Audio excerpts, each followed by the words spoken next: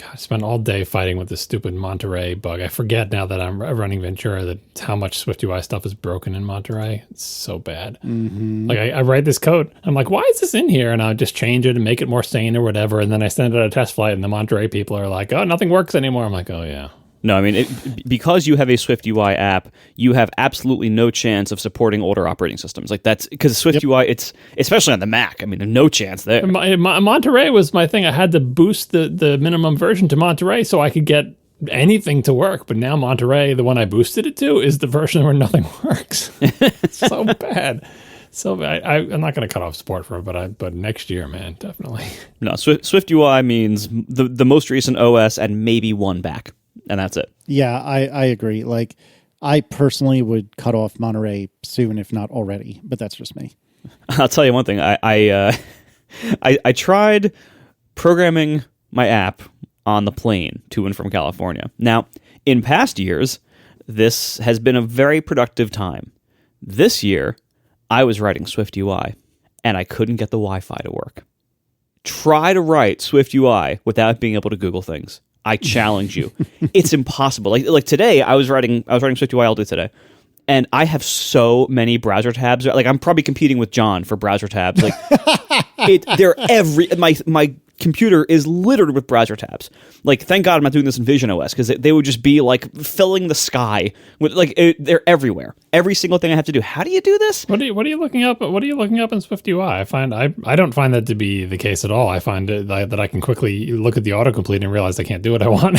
I don't have to Google for it. Usually it's more like technique stuff. It's like, all right, I have I'm using the list thing to make a table view, and I want certain cells to not show their separators or whatever. It's stuff like that. Or like, how do I make the cell not, how do I change the highlight color? It's stuff like that. Oh, yeah. Oh, you're talking about, SwiftUI on the phone where you actually have features. Yeah, no, I don't have that problem over here. The things that I would be looking for in SwiftUI, I don't even have a chance of Googling. The AI agents can't help me because it's like, what I want, the interactions that I want are spread over so many different modifiers. Like there's the modifier for drag, there's the modifier for drop, there's the modifier for hover, and they conflict with each other, and sometimes one works and the other doesn't, and all of them don't have any idea that the other ones exist. So you have to have all these state variables that you're setting, like, okay, when we're hovering, set this thing. But if you're in the middle of the drag, the hover thing won't be called, set this thing. But then there's a gesture recognizer for a zero length drag, which is a tap thing, and when that gets set this thing, and they have no idea about each other. It's like 8,000 state variables, and there's this conditional logic with a custom binding to say, okay, when the hover thing says you're on it, but the frame thing doesn't know you're in it because it stops tracking that as soon as you start to drag. But if you're in the middle of the drag and the drag thing says you're in the middle of the drag, but you haven't yet dropped, but you're holding down the button, it's like, oh my God. It's just, please, I just coalesce this into one thing that lets me know, is the mouse over it? Are there any buttons down? Is it holding something? Is it, and so that giant mess of global variable, what am I going to Google for? Oh, hey, is there a way I can use, because you can Google for, how do I tell when the cursor's over it? How do I tell when the mouse is down? How do I tell when I'm dragging? How do I tell when I'm dropping? But those are all separate things. What if I want to do them all at the same time? And it's like, just have 75 modifiers and use 20 different state variables. And by the way, from OS to OS, you'll never know which modifiers are active and which aren't. Sometimes one completely cancels out the other and it stops getting called, or vice versa, so you have to manually call it, but don't try to modify a state variable inside the redraw in SwiftUI because you get a scary warning. So that's what I spent all day doing. I will say, I am so glad I'm not doing SwiftUI on the Mac, because I tried. I very much tried, and as I've been rebuilding all of Overcast and all my frameworks below it, I've had all the if defs, all the if OS, or if can import UI kit, then use UI color, UI image, else if can import NS or app kit, use NS color, and I'm doing all that crap, and it's been taking forever, and because the APIs are needlessly different and in weird subtle little ways that like require all this glue code. The reason I was doing this was, first I thought, all right, well, if it's easy to do this, I'll do it. Because I'm using SwiftUI, so I figured I can actually eventually build a native Mac UI for my app if I wanted to. And I figured it'd be a little bit of work to tweak it, but I figured it wouldn't be that much work. But I was also thinking, if the headset doesn't use UIKit at primitives as its like API layer, like UI image, UI color, UI font, all that stuff, if it doesn't use that, I want this stuff to all be modular, so I can actually easily plug in whatever it is, VR image, VR font, whatever they would have named that API layer. So when it was unveiled and when we learned that it just uses UIKit primitives for everything, that means the only Apple platform that doesn't is the Mac. So I ripped out all of that code. Now I am UIKit everywhere, baby. It feels fantastic. There is so much glue that because it was getting increasingly difficult to maintain it, honestly, and I haven't even made the app yet. And then I tried building the app in SwiftUI, like while I still could, just natively on the Mac, to see like what does the Mac version of these controls look like. And I got it so nice on the iPad layout, so nice on the phone layout. I build the Mac layout. It looks like somebody vomited on my screen with random AppKit controls doing random things in random places, none of which were right. Neat. Everything about it was wrong and broken. And I'm like, okay, clearly, if I'm going to make a Mac app with my SwiftUI code base here, it's going to need its own like code, its own UI code from scratch almost. That's not worth it. So I'm just going to keep using the UIKit stuff on the Mac, whether it's Catalyst or the iOS Mac environment for M1s. I'm just going to keep doing that. And then I can make everything UIKit everywhere else, which I promptly did. And everything is so much cleaner and easier. And there's so many little luxuries I'm able to use now. And like, oh man, it's so nice. I'm so glad. So that's point number one. Point number two, going back to the plane for 1 minute, because I wanted to remark on something that every so often, something in tech blows your mind. And last week, we had one of those things, which is great. Usually it's not that exciting. Usually, like the very first time I sent a print job to a printer over Wi-Fi, like when I was like on a laptop, and I hit print on my laptop, like on the couch, and then over there across the room, a piece of paper came out of a machine. Like that felt so magical to me. It was like, oh my God. It's like when you're pooping and you can use your laptop and still browse the internet. That was earth-shattering for me, I tell you what. When Wi-Fi was in the house and you could bring your computer in and occupy your time. That was my bag right there. I would love to make fun of you for that, but now we all do it with our phones, so what's the difference? Yeah.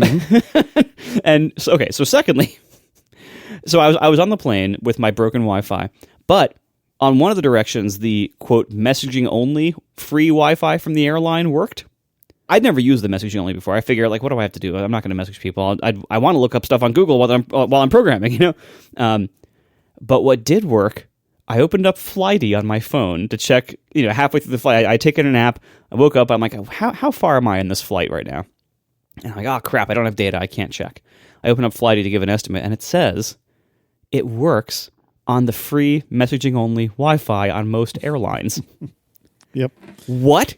And I tried it, and sure enough, it worked. Now, I don't know how they negotiated this. I assume you have to like work with GoGo, in-flight, and whatever the airline things are to like approve your domain name or something. That is not my understanding of how it works. Well, however it works. Do you know how it works? I do, but I'm not sure if it's appropriate for me to share, so maybe we can do a follow-up. Oh, okay. Because Ryan will presumably hear this and then tell me, no, you idiot, you should have said something. But just in case. Just in case. I'd rather not. But that feature, and it worked. It just, like, all of a sudden, I'm offline in every other way except, my flight status just got updated, and now I can see where I am and everything. Oh, my God. It blew my mind. I was so happy. So anyway, first of all, congratulations to Ryan and the rest of the Flighty team because they won an ADA, and it's so well-deserved. Mm-hmm. The Apple Design Award, so well-deserved for that app. But it was just such a pleasure to use that app for my whole trip. So anyway, thanks to Flighty. That's a really cool feature. And next, I request from Flighty to please be able to deliver me SwiftUI Google results so I can, on my next flight, I can actually get some work done. Oh, real-time update. Ryan is listening live. So since I haven't quite left the topic, so my understanding from Ryan, having briefly spoken to him about this a few weeks ago, maybe a couple months ago. So what Flighty is doing is you can't use the full Flighty app. Like, I don't believe you can just go looking up willy-nilly like a random flight or whatever. No, but yeah, you get updates on your flight. Exactly. How do you think those updates are coming to the phone, irrespective of where the phone is? Like, let's say you were watching my flight for some reason. You're going to come pick me up at, JFK LaGuardia. You're watching my flight. How does that flight update get to your phone while you're on the ground? All right, so I was assuming that they were polling a web service every so often, but people in the chat, I think, have a better idea. They're saying, is it just using push notifications? Yep. And so for the purposes for iMessage, or for the airlines, iMessages and APNS, your Apple Push Notification Service or whatever, they look basically the same. So what Flighty is doing, and I'm not trying to dismiss isn't the word I'm looking for, but I'm not trying to minimize. There we go.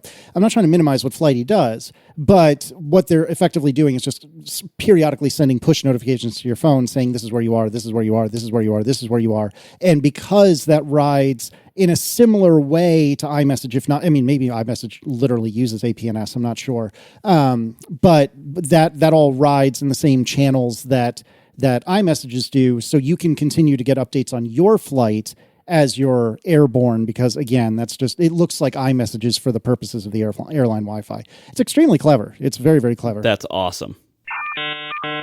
All right, let's do John's favorite episode. It is all follow-up. I mean, should I just go read a book or something? Do you need me for this, John? There's plenty of follow-up for you to get through.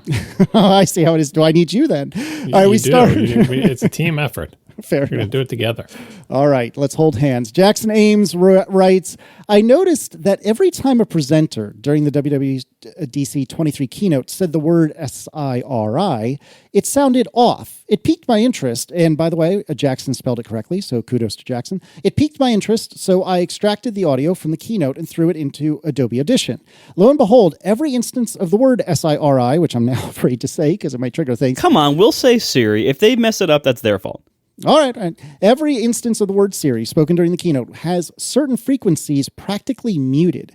It looks like 400 hertz wide bands centered at the 3, 4, 5, and 6 kilohertz frequencies, all of which have the amplitude reduced by about 30 decibels. An interesting note is that this audio modification does not occur in previous Apple events. Now that the Siri wake phrase has dropped the hey, I wonder if this is a measure to avoid viewer Siri activation, giving a potentially less robust wake phrase. So maybe Marco can make the image, the chapter art for this chapter, but to paint you a brief word picture, imagine, like a heat mappy sort of thing. Marco, jump in whenever you're ready. It's like a heat map sort of thing where it seems like the vertical axis is the one that matters. And yet suddenly you've got these blank rectangles, 4 blank rectangles going horizontally through these waves, and that obviously is where the deadening of these frequencies has occurred. It's really quite striking to see, and a very interesting catch by Jackson. I did not notice this at all. Yeah, and it's actually so my guess, the reason they would do something like this is that the whatever algorithms they're using to recognize the word Siri. I'm guessing if you have a couple of gaps in the frequency range, which is what this is creating, then it will not detect it. Now, I don't know, I think we talked about it when this happened, but a few years ago, there was an Alexa event where they had the same thing, or maybe it was a TV commercial. Yeah. It was a TV commercial. I know what you're thinking of. Yeah. There was some kind of TV commercial or something, I believe, where somebody in the commercial had to say Alexa. And to prevent that from being recognized by everyone's Amazon Echoes all over their houses when this TV commercial played, they did a similar trick where they basically lopped off part of the frequencies of that speech. And so it sounded a little bit weird, but not too weird, but it defeated the algorithm enough. And the reason why I remember this is that I thought for a brief time when that happened, I thought, can I reproduce this myself in Overcast? And can I possibly either offer a filter that would prevent recognition of these wake words in case somebody's listened to a podcast that's talking all about voice assistants and is tired of them responding, or even better, can I analyze the audio myself? If these wake words are really that easy to identify in processing, can I do the processing ahead of time? And anytime somebody says Alexa or Siri, just mute those frequencies so that my podcast player never sets off people's stuff. And at the time, I was not able to reproduce this in a way that worked against my own Alexa devices, but I never tried it with Siri. So now that I have this kind of frequency map of if I do this, it presumably won't be recognized. Now I have something else to experiment with. So this is a stupid feature. I probably won't do it, but it's a fun thing to play around with, and it's a fun thing to know. If you need to somehow make Siri not be recognized with an audio recording, this is a way that probably works to do it. A couple things on this. First, what's the name of this thing? It's there's a name for this kind of diagram. Marco, do you know it?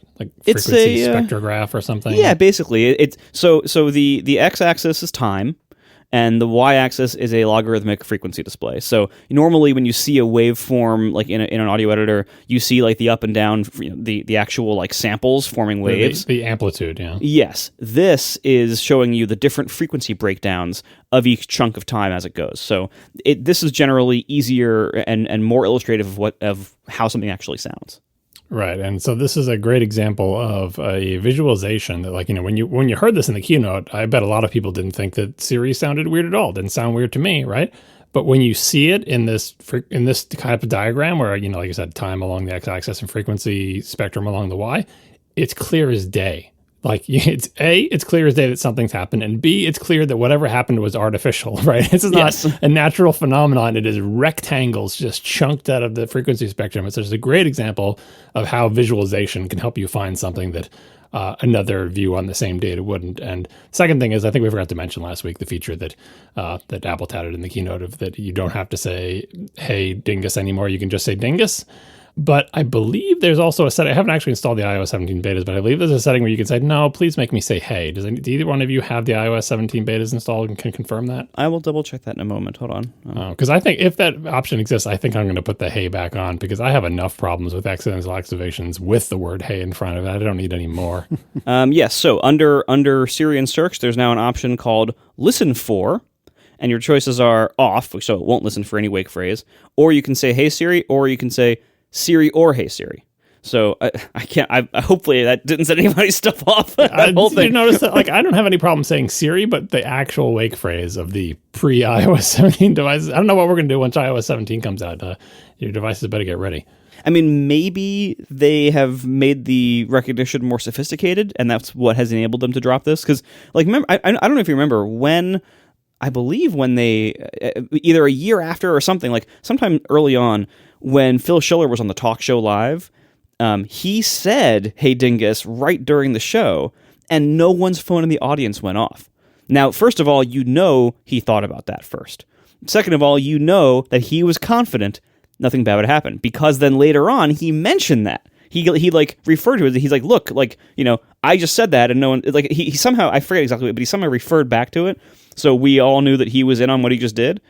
And that's a pretty, that was a pretty confident move, I think. Maybe I would say it took courage. So for Apple to be doing this, to have dropped the hey requirement, and therefore having made the wake phrase even simpler and less distinct from arbitrary sound, I would assume that comes with an improvement in sophistication. And I think one thing that kind of might lend credence to this is that not all devices have that. And I have to double check. I believe I saw something today that said that AirPods Max will not get the Siri-only wake phrase, but AirPods Pro, the newest AirPods Pro, will. So it seems like, my guess is there's more advanced computation happening, and like only on the most recent devices and software versions.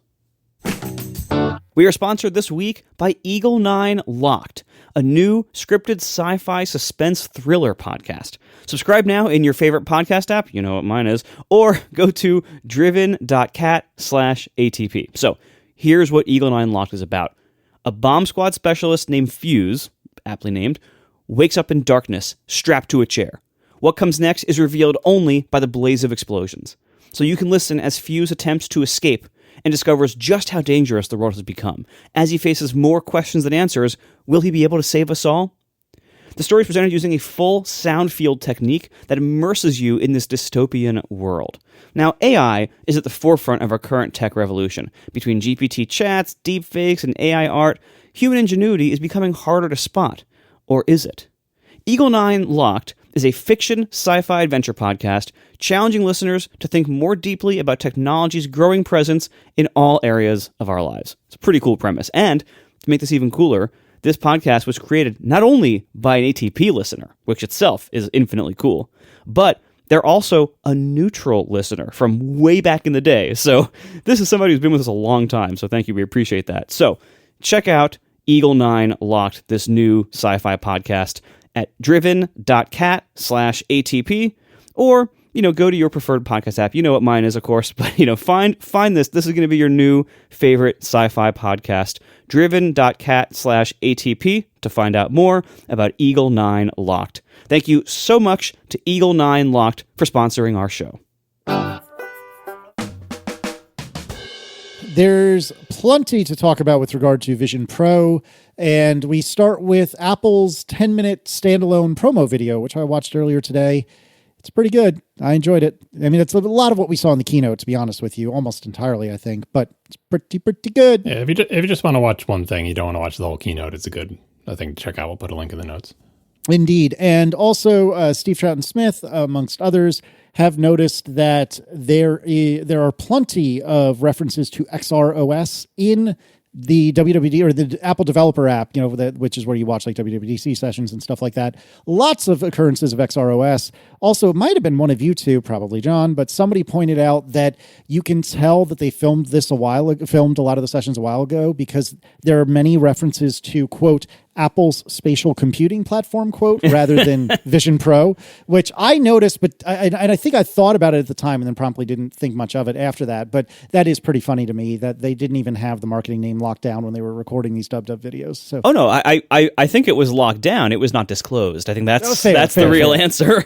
Well, so the people who are making the apps, like Xcode, they showed in the demos, you just select this is your target or this is your OS, and the UI in Xcode had to have a name, but it didn't have visionOS. It had XROS everywhere. So there was buttons with XROS on them, tabs with XROS. It was just everywhere. And this is setting aside, as we know, the symbols in the code, which are called RealityOS and XROS. So anyway, yeah, this is this big symbol cleanup, which I assume they're going to do. I assume they're going to go through and clean up obviously they'll clean them up in the UI. I do wonder if they're going to clean them up in the source, but I imagine they would, because you don't want to be stuck with like the some kind of enum being RealityOS for the next 20 years. Just change it now to visionOS. Yeah, especially now that everything's still in beta, like it's super easy to change it now. Yep. But I mean, I think so. First of all, the reason why is very clear. Like, we heard, I believe they even said during Talk Show Live, like the marketing department did not tell the name of the product and the OS to almost anybody until almost the last minute. Like it was so secret, even from within the company, that many departments of the company didn't even know the final marketing name of the product or the OS, including the guy in charge of the headset. Mike Rockwell said he found that on Monday when we did watching the video. That's when we talk about compartmentalization at Apple. Why would the guy in charge of the headset not know what it's called? Because he doesn't have to. That's the answer. That's what compartmental. Does he need to know the marketing name to get his job done? No, he does not. and this product I've been trying to figure out like when did they start this product? Like when did they start this project? As far as I've been able to pick up bits and pieces here and there, other people probably have better information than I do on this, but my best guess right now is at least 6 to 7 years ago. Yeah, there was a Mastodon thread that flew by, and somebody who formerly worked on it. I'll see if I can find a link for the show notes. No promises. I think it's already in there. Is it? Okay. Yeah, I think I might have put it in the notes. But it was the guy who said he worked on it 5 years ago, and he just spilled a bunch of beans. We do have something in the notes from somebody who was involved in what would seem like kind of like a in the home stretch development of it that was before COVID-19, or just when, in 2019, just when that started happening. This project, we've been hearing about this project for years and years and years. So I'm sure 6 or 7 years is conservative. Yeah. And all that time, they were writing probably a ton of software for this. And so all that time, they had to refer to it as something in the code. And so all over the code, I'm sure there's XROS all over the place internally. And RealityOS, which is another name that's floating around in the code. I didn't see RealityOS, but there was like a UI interface idiom.reality as an enum value. Yep. But either way, obviously they had to call it something, and I think it's an amazing feat of marketing that the name didn't leak. That we had all these other leaks. There were not a ton of surprises about this device when it came out, but the name did not leak at all, and that obviously took a lot of secrecy, with the name only being known to a very small number of people before we all learned it. But that is pretty impressive. Yep, very much so. All right, John, tell me about the fit of the Vision Pro, please. Despite the fact that none of us actually got to try this, which is very disappointing. Yes. Only one of us got to go to WWC, which was Marco, and Marco didn't get to try it despite his best efforts. He really, really tried, but there's a limited number of slots, and, what can you do? But anyway. I even offered to move my flight back. I'm like, look, I'll change my flight if I can get a later appointment, whatever it takes, but it was not enough. Yeah, limited slots, so we did what we could. But anyway, lots of other people have tried it, and they've reported back, and so here are some of the sort of an amalgam of the report. So the first is that there is, the people who did the demo, there was a fitting thing where you scanned your face with, an IR type scanner or whatever, kind of like you do for FaceTime, where it gets a depth map of your face. And I believe they use an iPhone to do it. You also scan your ear, which is a thing you can do now with your iPhone and iOS 16. I forget when they rolled that out, but it wants you to scan your ear shape to get your head-related transfer function. See previous episodes of this program where we talked about that. So you do those things. You scan your ear and you scan your face. In response to the face scan, they're picking from one of the light shield things that smushes against your face that they have available to find the one that fits you. They also took glasses from people who had glasses and measured them to see what the people's prescription was, and then came out with these little prescription things, which, by the way, we all just assume that these prescription lenses are going to cost like $500 to put in your thing. So, hey, the headset is $3,500, but if you wear glasses, it might be $4,000. We'll see. Oh, I didn't even think about that. Obviously, they didn't say anything about pricing, and they haven't decided the stuff yet, right? But just FYI, this is a thing they did, so people could see the headset. So then, they put the face thing on based on your face scan. The ear scan determines how they're going to do the spatial audio, so they put that in somewhere. And they snap in the prescription lenses based on them scanning your eyeglasses for you. I imagine the experience will be similar for buying this thing. Either you go into an Apple store and they'll do all the same stuff to you in person. I'm not sure if they'll have the eyeglasses scanning machine. We'll see. If you do it online, you'd probably have to have an iPhone so you could scan your own face. And if you didn't have an iPhone, you'd probably have to go to an Apple store. And maybe they'll let you enter your prescription somewhere because you don't have an eyeglasses scanning machine home. But anyway, just to get an idea of what's involved in getting one of these, the purchase process is going to somehow involve all of these things, except for the ear thing. You can do that once you get it. But the things that affect the physical device, what lenses do you need to get to snap into them, and what kind of face thing do you get? In terms of the weight with this thing on people's faces, I was mentioning in the past show how the battery being external is a big deal because it keeps a weight off of the headset. But people have reported that this thing feels heavier than they thought it would, and most of the people who have tried it are blaming it on the fact that they use metal instead of plastic, because Apple loves to use metal because it's high quality and it's nice and it's durable. It's also heavier than plastic, right? They did it on the AirPods Max. Those ear cups are made of metal. They look real nice. They're very durable, but they're heavier than if they were made of plastic. Glass, too. The whole front thing, I believe, is glass. Yeah, although glass they kind of have to do for optical qualities. If they made that plastic, it would be like, the iPod Nano all scuffed up and everything, right? So I kind of don't blame them for that, but yeah, it's metal. Mike Hurley on Cortex called it the AirPods Max of VR devices, referencing the fact that the AirPods Max have the metal ear cups and it makes them heavy.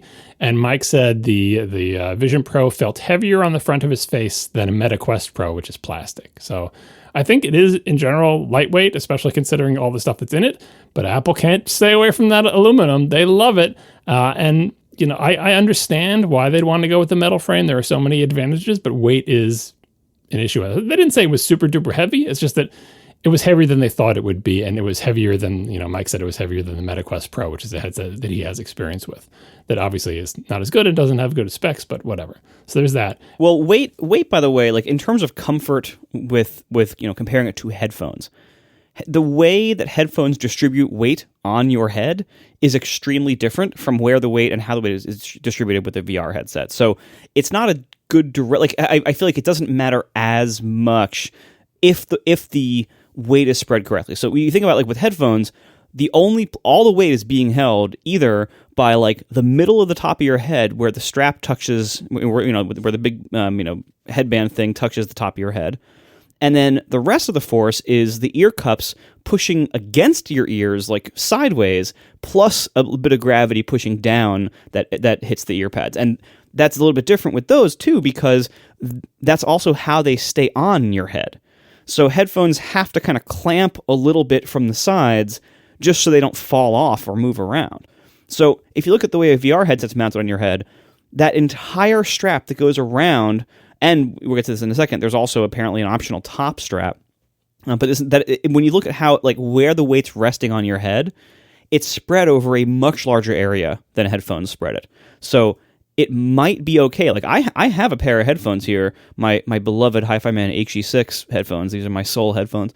Those weigh significantly more, I think. I'll double check. I think they weigh much more than the AirPods Max because they have this giant magnet assembly inside each ear cup. It's a huge thing. Anyway, they're fairly heavy as headphones go, but they're designed to spread that weight around in a much larger area and with much better padding than the AirPods Max. And so I can wear those for hours. In fact, I wore them most of today, and it's fine. Whereas the AirPods Max just kind of don't.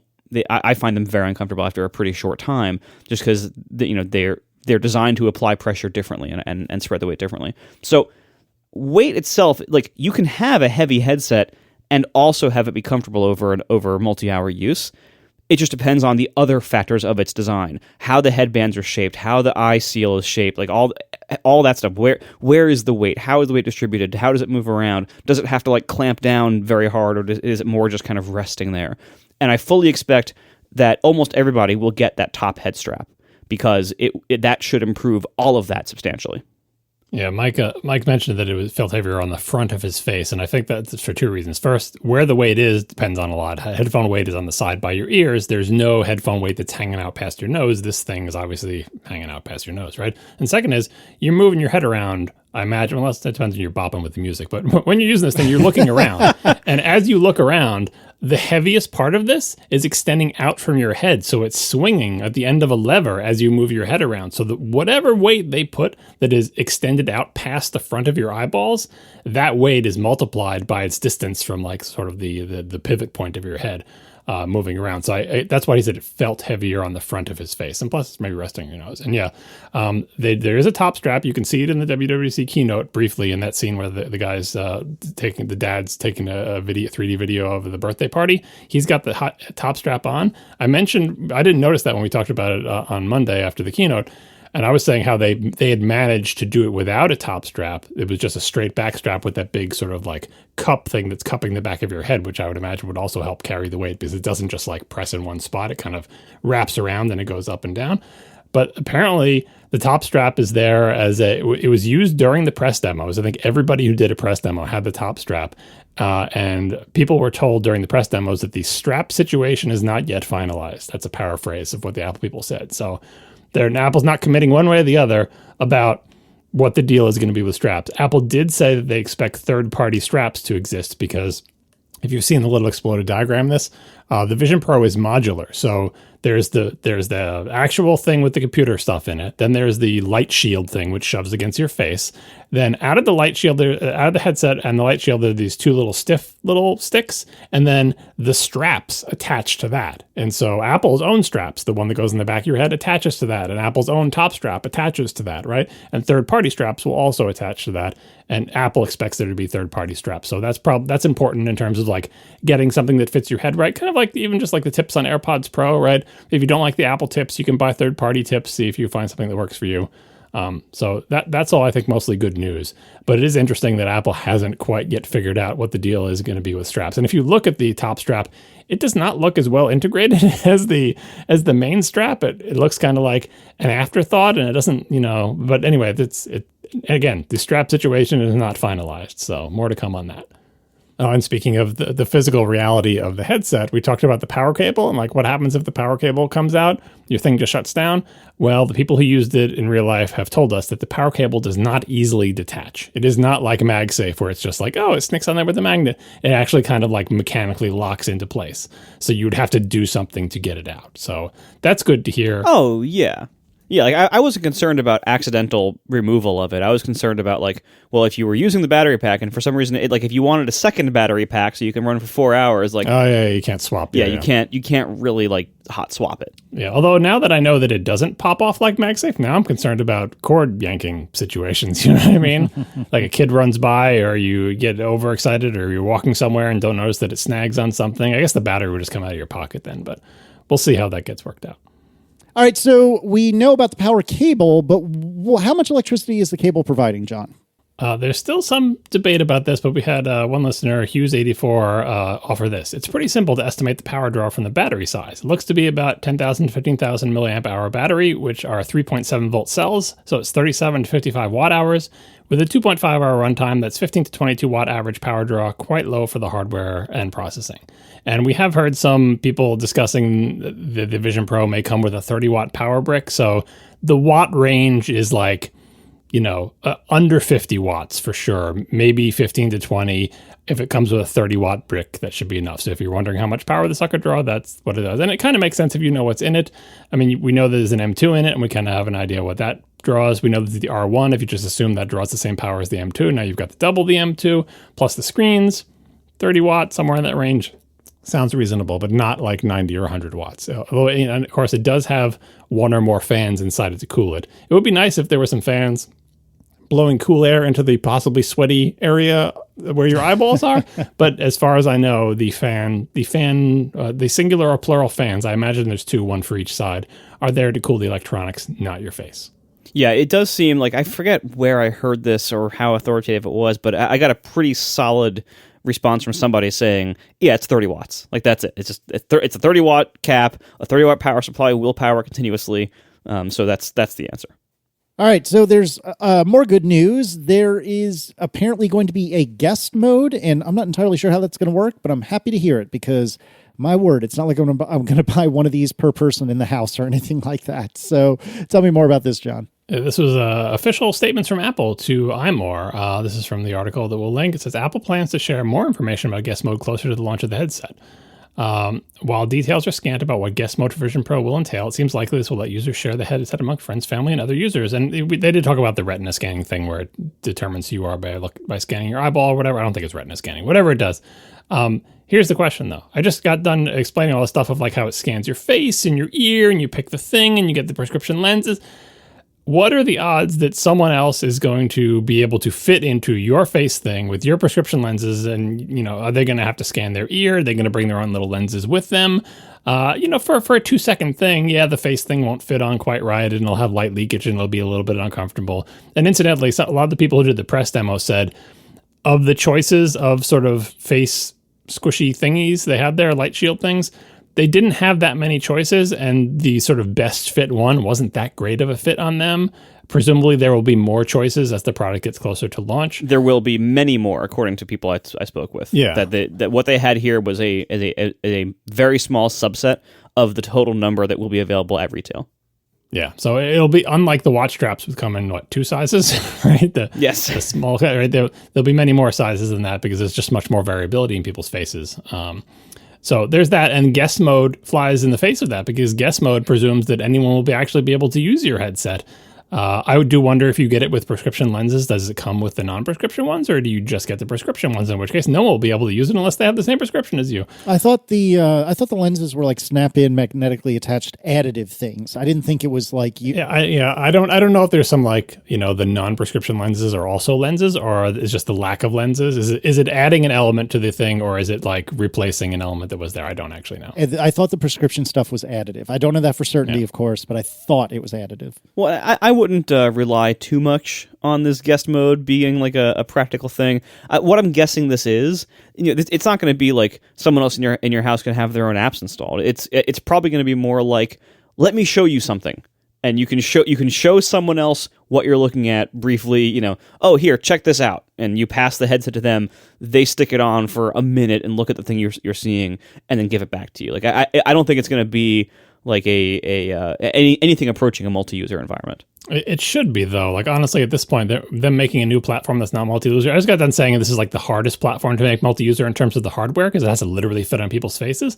But software-wise and like CPU power-wise and memory, the rumor is this has 16 gigs of RAM or something, and it's got like there's room for multiple accounts, man. Like, just make it happen. I know it's going to be weird because it's, shouldn't they come to the iPad first? Like, I hear that, but this is a brand new platform. Is it because it's derived from, iOS and iPadOS that adding multi-user is a pain in people's butt? But yeah, guest mode is probably just like a little playpen where they can't screw with your stuff, but they can try out your cool headset, even though it won't exactly fit them that well.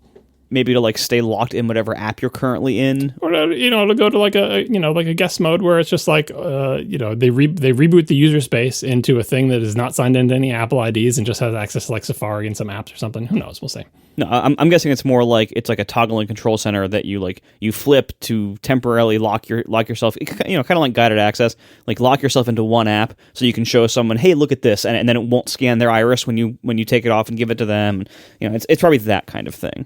I don't think there's any chance of this becoming a multi-user device because of all the physical challenges of that. Because it so relies on scanning your face, scanning your ears, getting the right eye light shield piece. And presumably you only get one. It's not like you get the whole set of light shields. You get the one that fits you. You don't get 17 of them. I mean, you could buy extras, I imagine, and buy extra straps, and then you have to adjust the straps. Like it's a real barrier to sharing for sure. Oh yeah, like already today, like whenever my son wants to buy some new content in the Facebook Quest, whatever, he has to pass me the headset so I can like enter the pin inside the headset.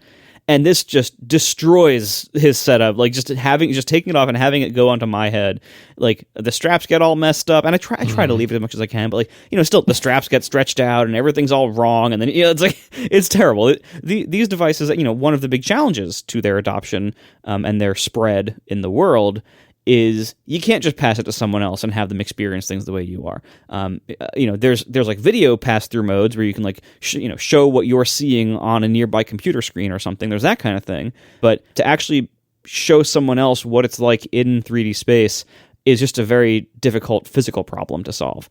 I don't expect any kind of multi-user support to really ever be a thing on these headsets. And unlike John, I totally see why they didn't do it, because there's basically no way to do it well. No, well, here's the thing.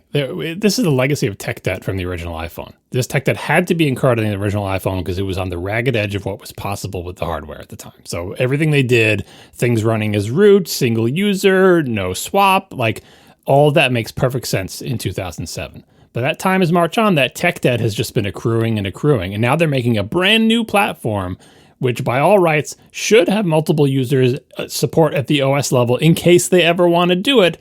But that same tech that is carried over from iOS to iPad OS all the way up to, it's like Unix is a multi-user operating system. And granted, I know why they did it for the iPhone. They just never dug back out of that tech debt. For the phone, it probably is like, the phone I think makes the least amount of sense. It's not like you're going to share your phone with people, right? For the iPad, it makes way more sense because iPads are shared among families. For this, we just described all the reasons it doesn't make sense, but it's a brand new platform. Like, you got to get out of that tech debt someday. Even if you don't roll out that feature until version 7 of this product, like dig out of it eventually, please. I feel bad about it.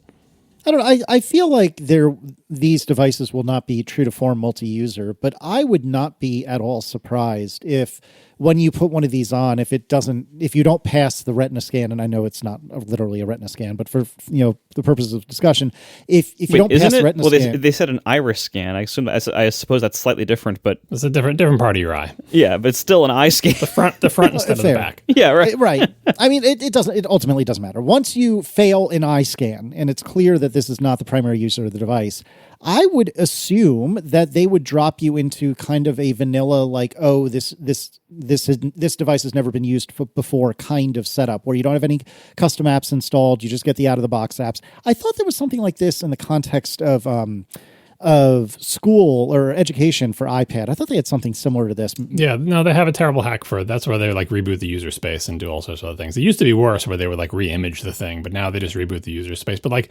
again, the straightforward way to do multiple users is how macOS does it, like literal, actual multiple users. Like they can be logged in at the same time. They'd be on separate Apple IDs. They are their own completely separate thing. It came with the operating system they bought from Next, and they had to set it aside for the iPhone due to the constraints of 2007 phone hardware, right? And they've just never dug back out from it. It is rippling through their platforms. In the one case, the Mac platform is the only one not burdened by this particular technical debt. Mac has tons of other technical debt, but this particular one the Mac does not have. I mean, in all fairness, Mac multi-user stuff does occasionally cause some bugs, John. Like, doesn't it, John? It's not the fault of the multi-user thing. It's the fault of the Windows server.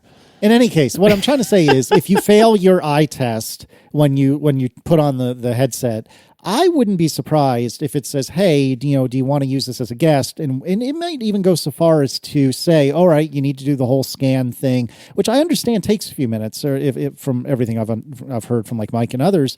But I think it would be such a powerful marketing tool for me to go to Marco's house and say, all right, let me try this stupid Vision Pro thing. And, yes, I have to spend like 4 or 5 minutes, whatever it is, doing my scans and this and that. But then if you're to believe literally everyone who's tried it, within 30 seconds of putting it on, I'm going to be asking Marco if he can look the other way while I run away with his Vision Pro. So I wouldn't be surprised if it's more robust than I think, Marco, you're giving them credit for. And we'll see. I mean, who knows? I wouldn't be surprised if it doesn't make it to the release, because when Apple says they have more information to share as we get closer to launch, this totally looks like a feature that gets booted to a later revision. Coming later next year. Later, exactly. I mean, it's, we'll see. John, when you try to do semi-complicated math off the top of your head extemporaneously, turns out you can occasionally make a whoops. So what's going on? I didn't make a whoops. I knew I didn't know the math off the top of my head, so I just said this is not really how it is, and I tried to give the optimistic scenario of how things are, but the real scenario is much worse than the optimistic, which I knew. I just didn't know the exact math, so I tried to hand wave it. But anyway, here's the exact math. Talking about pixels and eyeballs, right? So 4K television resolution is roughly 8.3 million pixels. 8K is not twice as many pixels as 4K. 8K is 4 times as many pixels as 4K. So it's like 4K monos. I didn't know if it was exactly 4 times, because these TV standards of resolutions, they're not like, if you're wondering what the 4K resolution is, you'd really think one of the numbers would be 4,000 something, but it's not. It's 2,160 by 3,840. And that's 4K. So I didn't actually know if 8K was exactly 4X, but it's pretty much exactly 4X. So here's Apple Vision Pro. It has 23 million pixels, which is 11.5 million per eyeball. So 11.5 million per eyeball is higher than the 8.3 million, which would be of 4K. So it has more than 4K per eyeball, but the total number of 23 million is less than 8K across the 2 eyeballs. So there you have it. There's been a lot of people doing math on the more interesting thing than number of pixels, which is number of pixels per degree. If you think of like your degrees, how many degrees of vision, if you had 180 degree field of view, like it's how many pixels fit into like 1 degree of your field of view. And that's what kind of determines whether you can see the pixels and whether it's retina and so on and so forth. But the upshot from all the people who have seen this thing is that it's basically retina. Like nobody had any problems looking at text. Nobody said the text looked jaggy. Nobody said there was a screen door effect. Like it passes muster as you can look at text on little rectangles floating in front of you and it looks crisp. So that's what's important. The thing about, can I use this to get a bigger screen than I have in real life? It depends on how close you pull it to yourself, which is another aspect of this. Like in your real life screen, you can actually move it across the desk real close to your eyeballs. But if you want to get more pixels of sort of resolution out of your virtual screens, you can literally move your head closer to them or pull the big floating rectangles closer to you. And now you are spending more pixels on the little, micro OLEDs that are inside there per unit of virtual screen area. So you could have a very, very large screen. You just wouldn't be able to see it all at the same time.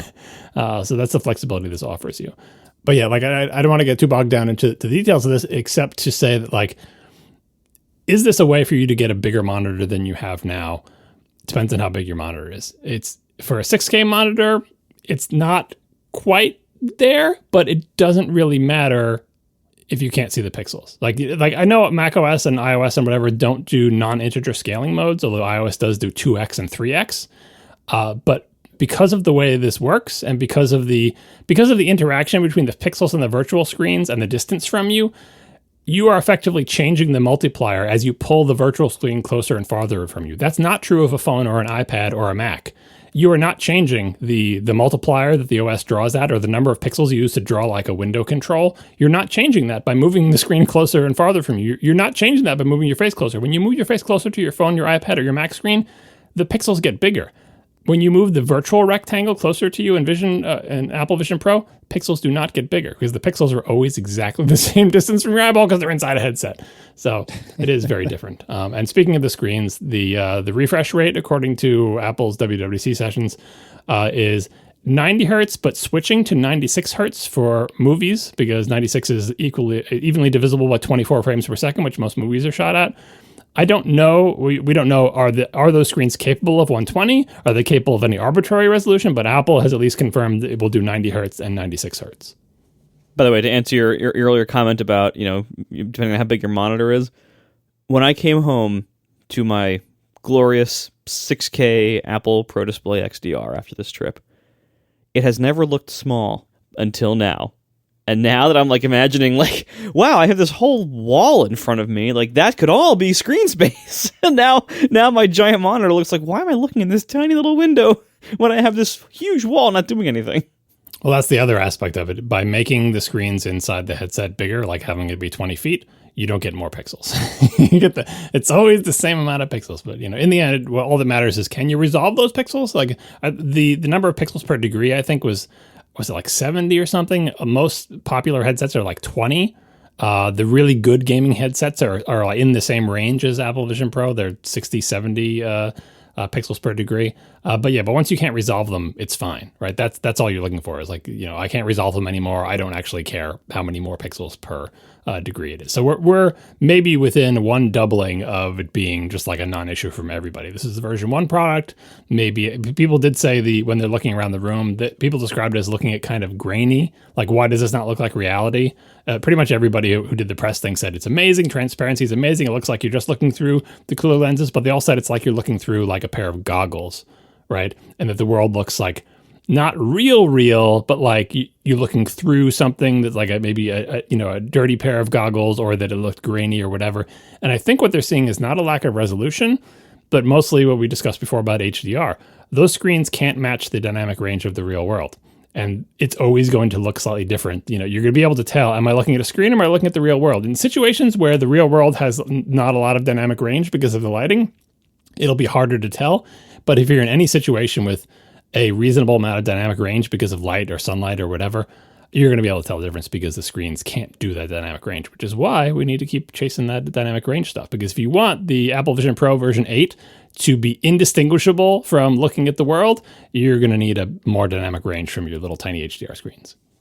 Neil O'Mara was one of many, many people to point out the following. Neil writes, "Isn't it odd that at the exact same time Apple launches an iPad or iOS warning that people are too near their screens to ward off myopia, that they launch a device that straps 2 HDR screens fractions of an inch away from your eyes? It's a good illustration that they are successful and big enough such that one arm of the company doesn't have a clue what the other is doing. But it's surprising it got through their keynote quality check. Hey, who needs consistent messaging anyhow?" I don't think it's actually inconsistent, and here's why. The whole myopia thing and sitting too close to things, it has to do with, when you hold something close to you, it doesn't hurt your eyes if you're not looking at it, which sounds silly, but that gets to the point of what is it about looking at screens too close to your eyes that it's bad? The screen close to your eyeballs doesn't shoot out rays that, destroy your eyes. They're not shooting UV light out of these screens that are killing your eyes. The sun does that. Yeah, exactly. The reason looking at a device close to your face is because you're looking at it. And by looking at it, you must force your eyes to focus on something that is inches from your face. It is the focusing of your eyes on something that is close to your eyes that is, presumably causing the myopia that they said comes from this or whatever, right? Again, if your eyes are closed and you hold a phone close to your face, it does not cause myopia because you're not looking at it. Now, when you have the headset, yes, the screens are really close to your eyes, but what are your eyes focusing on? Your eyes are not trying to, hopefully, focus on something that is inches from their face. What they're focusing on is a screen that appears to be 4 feet in front of them. And your eyes don't care that the screens are right there. They just care, where are we focusing? In focusing with the eyes, I'm not an eye doctor, but my understanding of focus is first you've got the convergence point of where are your eyes pointing? They have to be pointing at the thing. And if the thing is close to you, they're pointing, you can go cross-eyed if you take something and push it right up to your nose, right?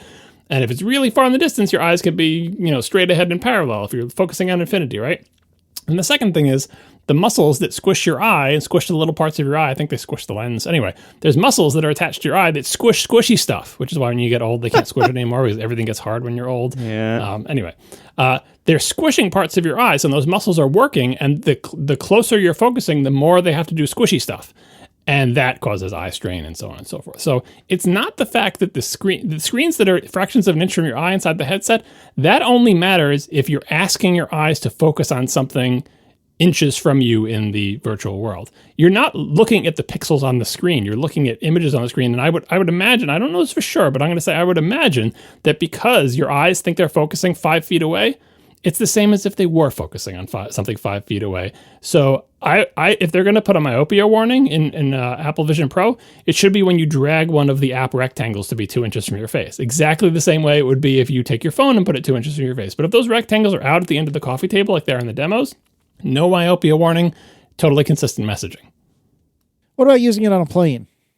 That's the situation we talked about where if you've traveled on a plane recently and you've been in coach, the seat back in front of you is inches from your face, it feels like, especially if the jerk leans back. Not a lot of room. We were like, how is it going to draw the screen, like a virtual screen in sort of, transparency mode or whatever they call it, where you can see the rest of the plane around you, but there's just a floating screen in midair where you're watching your TV show. But wouldn't that screen like clip through the seat? Wouldn't it be weird that the screen looks like it's 3 feet in front of you, but the seat back is 1.5 feet in front of you? Well, in the keynote, they had a video of this of someone watching a movie on a plane, and as Sage points out, it looks suspiciously roomy, so maybe it's business class. So we still don't know the answer of how this is going to look. How far away can you get the screen from you, or what does it do when you want the screen to be farther away from you than the seat back? But Apple has put out a video of showing someone watching it on a plane, so they seem to think it's possible. So first person to get this, please board a plane and try it out. I think it's kind of interesting, like their focus on AR first. Like this is an AR first experience will kind of require you to have more space to make use of all the virtual real estate, even though that's not like physically necessary. Like if you want to have like a large computing space, it seems like, unless there's other features or other implementation modes that we don't really know about yet, it seems like you have to also be in a large physical space to get a large virtual space. Well, unless you do that whole put me on Mount Hood, I forget what they called it, but transport me somewhere else. I've cranked the digital crown all the way in the one direction, so I don't get to see anything of my actual space. I'm living in virtual reality. Like in that case, you have infinite space to play with. But yeah, if you're doing the I want to be present in the room thing, I think you're exactly right. I mean, you could turn it halfway, so it's just got the Mount Hood around like the front of you, but in the end, it's not going to stop you from putting a screen where it couldn't physically be. It just will take away from the reality of the situation a little bit, because you'll know there could not be a plane floating in that place because it would be in the middle of that piece of furniture. But tough luck, it's there. I can see it. I don't think it's going to say, "Oh, sorry, you can't put it there. I'm going to show you the seat back." Right? I think it's going to show the movie in a quote unquote impossible sort of MC Escher type space, just because it can, and that's what you want. And the transparency is just so you don't feel like, oh, someone's going to sneak up on me, or I want to be able to see what's going on around me. The same way when you look at a movie on your seat back, you can see in your peripheral vision what's going on, right? That's what they want to reproduce. So you don't feel isolated. You feel like you're still on the plane with the other people who are there, but you're also watching a movie. The movie is just a little bit bigger. That's one of the things they were very careful, A, not to show, and B, not to allow anyone in the press demos to do, because it was a very controlled environment in the press demo.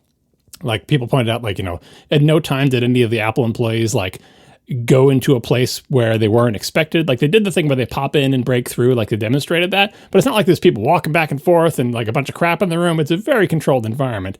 If you put one of these things on and went outside and walked onto a New York City street, the AR experience is not going to be able to keep up, because we know what's in the front of this thing. It's like a LiDAR scanner, there's IR blasters, right? But they can't handle an outdoor city environment with people everywhere and cars and stuff.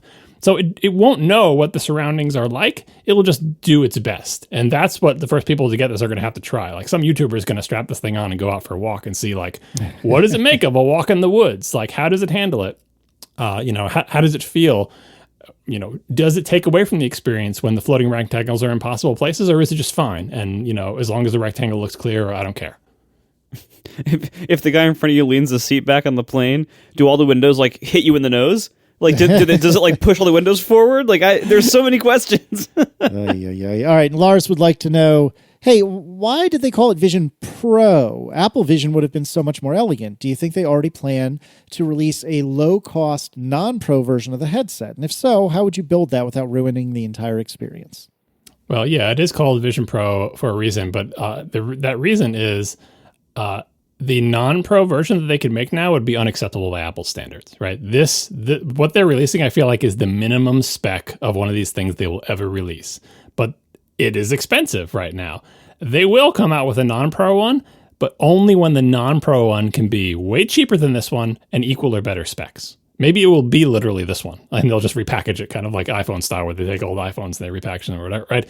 But putting Pro on the name, it's a signifier of the price. It shows that this is the high end one, but this is the minimum they would put out. Like I don't think you will ever see a headset that has appreciably lower specs than this ever from Apple, because I feel like this is like the original iPhone on the ragged edge of what's possible and acceptable, and it will only get better from here. And there will have to be one or two more generations of this before we get a non-Pro, I feel like. I think also it's part of the marketing expectation setting that, look, this is an expensive device. We not only is this a high priced device, but we are acknowledging that it is high priced, and we are acknowledging this is high end. And it kind of gives them it kind of disclaims to the world, this is not our answer on pricing for this category. This is not like the final word here. This is going to be our first thing. It's a big thing. We know it's expensive, and it's aimed at a high end market. And then that kind of gives them room later to come in with something, lesser. And it sets expectations to the world. They don't think $3,500 is a mass market consumer level price for this device long term. This is just what they have now. All right, tell me about Vision Pro in gaming. This is a point that we didn't talk about last time, and we should have. Gaming. We'll talk more about gaming on on Apple platforms in a little bit. But Apple didn't lean very heavily into gaming on this. But I think a lot of people who are into VR gaming, the PC, playing Windows games in VR, would see this product and they would want it because the screens are amazing, right? It looks cool. The screens are amazing. The transparency effect is something a lot of gaming headsets don't have at all or not even close to this quality, right? So people would want this hardware. But this product, and I imagine all future headset products that Apple makes, will never be high-end gaming VR headsets for one simple reason, and that is Apple seems to think this should be a standalone device. It does not connect to anything. It doesn't even tether to your phone. High-end gaming headsets connect to a gigantic 500-watt multi-fan blowing water-cooled PC in the tower thing under your desk. And as technology marches on, the gigantic tower that draws 500 watts and is water-cooled will always have more computing power than the battery-powered thing that you put on your face. So that means the high-end, those people who like high-end VR gaming, they're like, I can't wait, I'm going to get one of these Vision Pro things. Yeah, eventually the Vision Pro will have the power of today's tower computer, but then the tower computers will have gotten faster too. And so Apple has essentially taking itself out of the highest of the high end of VR gaming with their design of this product by saying it must be standalone. And based on what they've shown and what you're using it for, that's the right choice. Because that's not what this device is about. It's not like you're going to be able to play the most advanced 3D games. If they were doing that, they would have to have the hand controls and everything, right? They're not interested in that market. And standalone is way more important for them to do that, right? So that is important to point out. And if you're wondering, well, this thing seems pretty powerful. You can run pretty good games on it. Remember that the R1 chip has its own job. It's basically doing all the sensor fusion and all that. Like it is busy. So that leaves the M2 to do everything else. What kind of high-end games can you run on an M2? Not an M2 Pro, not an M2 Max, not an M2 Ultra, a plain M2. That is the sort of power class of CPU GPU combo that is going to be in a standalone headset. And yes, it will advance with time. But just think of your favorite game and think of how well it runs on an M2 MacBook Air. You can play lots of cool games and they look really good, but the highest of the high-end game, these PC gamers who have the overclocking their giant water-cooled things to get the most frame rates out of the most demanding games, they want this device because the screens are amazing, but they don't want this device because it does not have the GPU power. And there is no, kind of like the HomePod, there is no input where you can say, all right, Apple Vision Pro, just forget about what you're doing, but can you just be an awesome screen for my gaming PC? And the answer to that is no. Well, just look at your PlayStation and it'll project the screen into visionOS. When Apple buys Sony, maybe that'll happen. Oh, my word. And then allegedly there are some options with regard to writing code for the Vision Pro. There's a work with Apple page. I forget where it is, but we'll link it in the show notes. And it has 3 options. Apple Vision Pro compatibility evaluations. If you currently have an iPad or iPhone app in the App Store, we can help you test it on Apple Vision Pro. Request a compatibility evaluation from App Review to get a report on your app or game's appearance and how it behaves in visionOS. Apple Vision Pro Developer Labs. Apply for the opportunity to attend an Apple Vision Pro Developer Lab where you can experience your visionOS, iPadOS, and iOS games running on Apple Vision Pro. With direct support from Apple, you'll be able to test and optimize your apps and games, so they'll be ready when Apple Vision Pro is available to customers. Labs will be available in 6 locations worldwide: Cupertino, London, Munich, Shanghai, Singapore, and Tokyo. And then finally, and this is what we were all wondering about, Apple Vision Pro Developer Kit. To support great ideas for apps and games for visionOS, developer kits will be available to help bring your creations to life on Apple Vision Pro. These kits will provide the ability to quickly build, iterate, and test on Apple Vision Pro, so your app or game will be ready to deliver amazing experiences. Stay tuned for how to apply. So this sounds really cool and theoretically great. We don't know a lot of the details yet. This is probably an order in which you have to do the operations. Like I'm guessing it's like, use the SDK to build something in the simulator first. Then submit this ticket to Apple saying, hey, can you see if my app works okay on the real hardware? And then maybe they'll say, hey, you know what, this app looks pretty cool. Let's offer more stuff. Let's offer a lab or maybe a developer kit. That's how I'm guessing this is going to go. Given the level of excitement and hopefully secrecy around this platform, and given how incomplete the software still is, I'm guessing they're going to be very careful giving those out. First of all, I'm guessing that it will not have like any other software to run and might lack many of the capabilities of the final shipping device. Like, maybe it won't have any of the eye stuff, like where it shows the eyes on the outside. Maybe it won't be able to like make FaceTime calls or whatever. Like, I'm guessing those dev kits are going to be very limited. And of course, they're going to be NDA'd like crazy. Because I can't imagine Apple being very willing to risk like some YouTuber getting a dev kit and doing a review of it, in November or whatever, months before this thing is going to ship. So I'm guessing they are going to be hard to get and limited, and certainly NDA'd like crazy. I think the only place where you got that order of operations wrong is that if you are a company that Apple really wants to make Vision Pro apps and you haven't done the compatibility evaluation and you haven't gone to the developer labs, Apple's still going to come knocking on your door and say, hey, you should take one of these. Do you want one? I know you haven't come to our labs and you haven't asked us to evaluate anything, but we really love to see what you can do with it. And that's, the big important companies that Apple wants to be on the platform, they will proactively offer. But everybody else, it's going to be difficult to get one of these, I imagine. Yeah, and again, like if you were hoping to get a dev kit to like have the early experience of what this thing is like just in usage, it would not surprise me if you can't do much with the dev kit except run your own app. So I wouldn't hold your breath on that. We are brought to you this week by Notion. Getting work done can feel impossible some days, especially if you're tracking tasks, writing docs, and setting goals in 3 different places. So if that sounds familiar, Notion is an incredible tool that makes it so much easier to make progress on your project. This is a wonderful project management tool. And today I'm excited to share that they just launched Notion Projects. This includes new, powerful ways to manage projects and leverage the power of their built-in AI features too. Notion Projects combines project management with your docs, knowledge base, and AI, so you can stop jumping between tools and stop paying too much for them too. In just one workspace, Notion gives you everything you need to get your project over the finish line, from brainstorming to drafting launch plans to organizing sprints and keeping everyone on deadline. Notion's super customizable too. You can view projects any which way, as a timeline, table, Kanban board, whatever works for you. There's also powerful filtering and automation features, so you can work exactly the way you want. And on top of all that, Notion AI helps you automate all that tedious overhead. Things like summarizing meeting notes, finding next steps, and all this stuff frees you up to do the deep work. So do your most efficient work with Notion Projects, part of Notion, which is a wonderful platform. You can try it for free today at notion.com/ATP. That's all lowercase, notion.com/ATP. When you use that link, you're supporting our show. So thank you so much for that, and go right now to notion.com/ATP. Thank you so much to Notion for sponsoring our show. John, this is your favorite part of your favorite episode. Let's talk about follow-up for Macs. So So we've got the MacBook Air 15-inch. A couple of more details have come out about that. So first is the base model 15-inch. I mean, we could have looked this up on Monday, but we didn't. The base model 15-inch has all the GPU cores enabled, which is different than the base model 13-inch because you can get a binned one that only has 8 working GPU cores out of the 10.